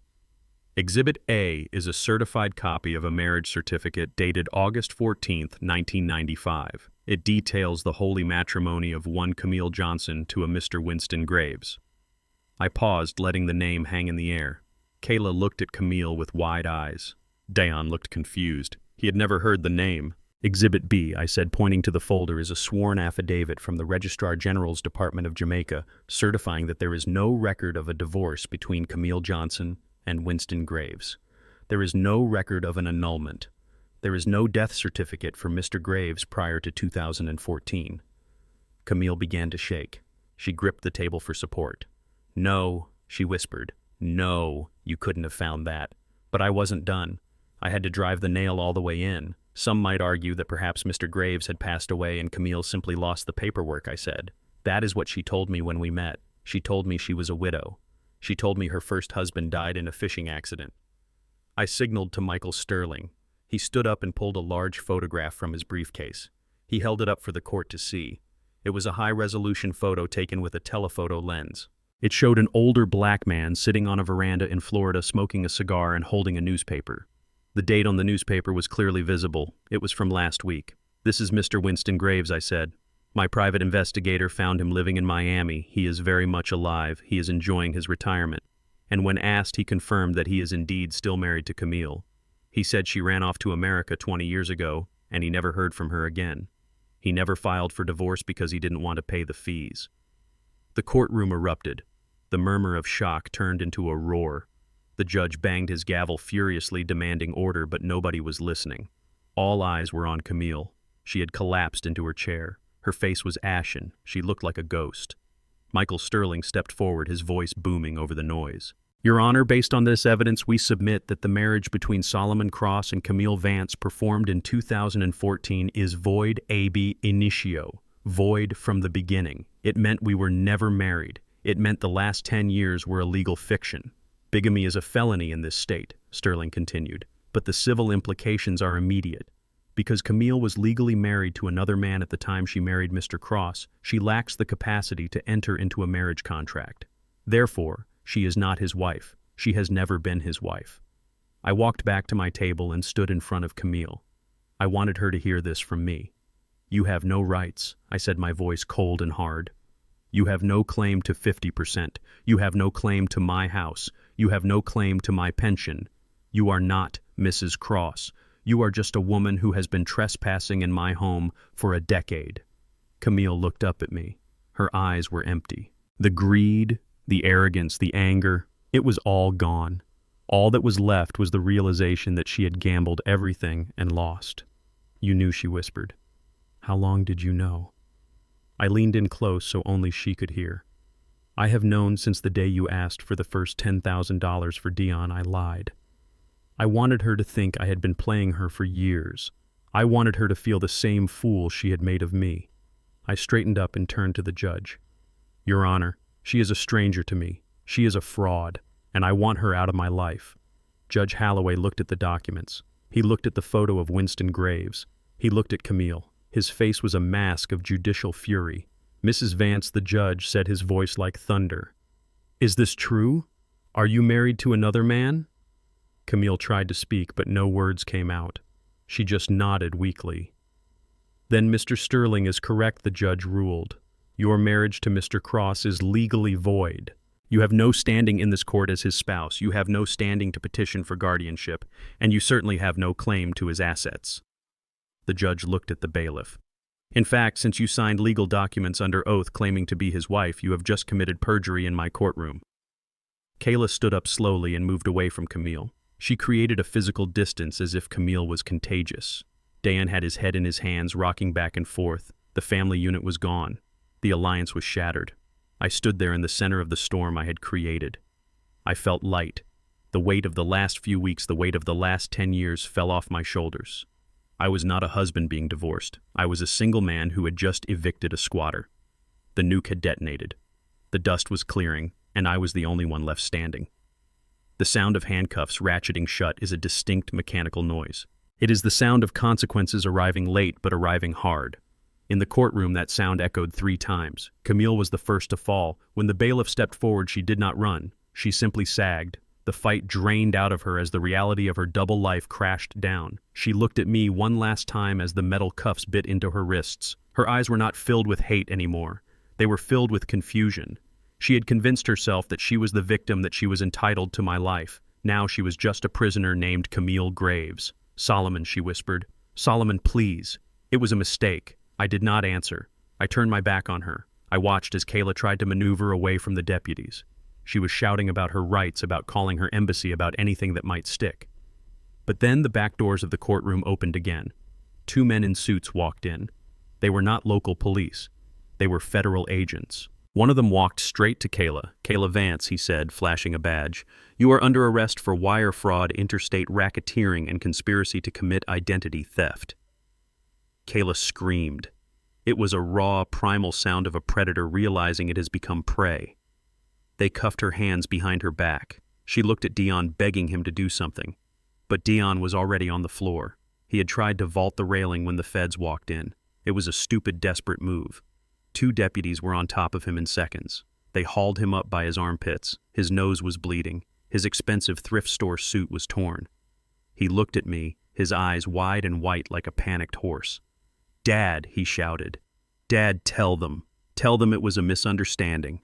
I looked at the judge. Judge Holloway nodded at me, a silent acknowledgement that justice had been served. Then he banged the gavel one last time, dismissing the court. I watched them being dragged out the side door toward the holding cells. Camille was weeping. Kayla was shrieking. Deon was begging. It was the end of the dynasty they thought they were building. They were not a family anymore. They were just 3 defendants in 3 separate cases facing decades in federal prison.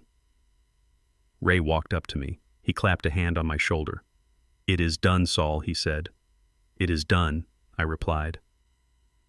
2 days later, I drove to the county jail. I did not want to go, but I needed closure. I needed to say the words that had been stuck in my throat since that phone call at 3 in the morning. I sat in the visitation booth. The glass was thick and scratched. On the other side, Deon sat in an orange jumpsuit. He looked small. He looked like the boy I had tried to raise, the boy who used to ask me to teach him how to throw a baseball before he learned that stealing was easier than working. He picked up the phone. His hand was shaking. "Dad," he said, his voice cracking. "Dad, you have to get me out. They are going to kill me in here. I am not built for this." I picked up the receiver. "I am not your dad, Deon," I said. "And I am not getting you out." "Please," he sobbed. "It was Kayla.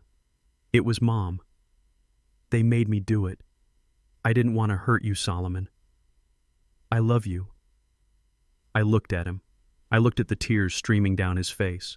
I wondered if they were real or if this was just another performance. It didn't matter. "You had a choice, Deon," I said. "You always had a choice." I thought about the night of the phone call. At 3 in the morning when your mother called me, I said, "You could have stopped her. You could have said, 'No, Mom, we are not doing this.' You could have come to me the next day and told me the truth. You could have admitted you were in trouble. I leaned closer to the glass. I would have helped you, Deon. If you had come to me honestly and said I messed up, I need help, I would have written the check. I would have paid the debt. I would have helped you get clean. Because that is what fathers do. Deon lowered his head. He knew it was true. But you didn't do that, I continued. You chose the lie. You chose the theft. You chose to drug me. You chose to drive me out to the woods to dig a hole that you hoped would be my grave. I didn't mean it, he whispered. You meant every bit of it I said. You chose $10,000 over your conscience. You chose easy money over my life. And now you are paying the bill. I stood up. Solomon, wait, Deon shouted, slamming his hand against the glass. Don't leave me. Who is going to help me? I hung up the phone. I looked at him one last time. Call your father, I said. I turned and walked away. I did not look back. I walked out of the jail into the bright afternoon sun. The air smelled of exhaust and freedom. I took a cab to the impound lot. My attorney had pulled some strings and released the hold on my vehicle. When I saw it, my heart broke a little. The front end was smashed. The hood was crumpled, but the engine block was intact. The frame was straight. It was damaged, but it was not dead. I paid the tow truck driver to haul it to my old mechanic's shop. I would fix it. It would take time. It would take work. But I had plenty of time now. I went back to the house one last time. It was silent. The furniture was still there. The pictures were still on the walls. But it wasn't my home anymore. It was just a building where bad things had happened. I packed the rest of my clothes. I took the few photos that mattered to me. Photos of my first wife. Photos of my trucks. I walked out the front door and locked it. I put the key under the mat for the real estate agent. I was selling it as is. I didn't care about the profit. I just wanted it gone. I climbed into my old Ford pickup truck. It was rusted and the seats were torn, but it ran like a watch. I started the engine. It rumbled beneath me, a steady, comforting vibration. I drove out of the suburbs. I drove past the precinct. I drove past the bank. I hit the highway and headed west toward the coast. 10 miles out of town, I saw a shape on the side of the road. It was a dog, a scruffy mutt ribs showing fur matted with mud. It was limping. I pulled over. I got out of the truck. The dog looked at me. It didn't run. It didn't growl. It just watched me with tired, wary eyes. It looked like it had been kicked too many times. I reached into the back of the truck and grabbed a beef jerky stick I kept for snacks. I held it out.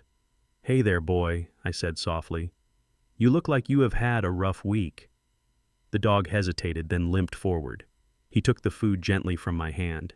He ate it in one bite, then looked up at me, his tail giving a tiny, tentative wag. I opened the passenger door. You coming or not? I asked. The dog jumped in. He curled up on the seat, putting his head on his paws. He let out a long sigh. I got back in. I put the truck in gear. I was 68 years old. I was single. I was alone. But as I looked at the road stretching out in front of me, I realized I wasn't empty. I was light. The weight of the lies, the weight of the leeches, the weight of the fear was gone. I turned up the radio. I patted the dog's head. Let's go home, I said. And I drove into the sunset, leaving the rear-view mirror blank.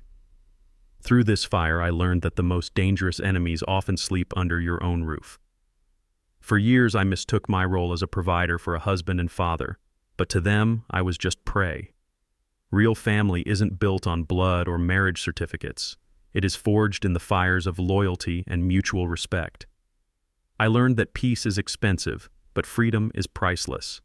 It is never too late to draw a line in the sand, to demand the dignity you deserve, and to drive away from the wreckage of a life that no longer serves you. Do you think I was too harsh, or did they get exactly what they deserved? Let me know your thoughts in the comments, and don't forget to like and subscribe for more stories of justice served.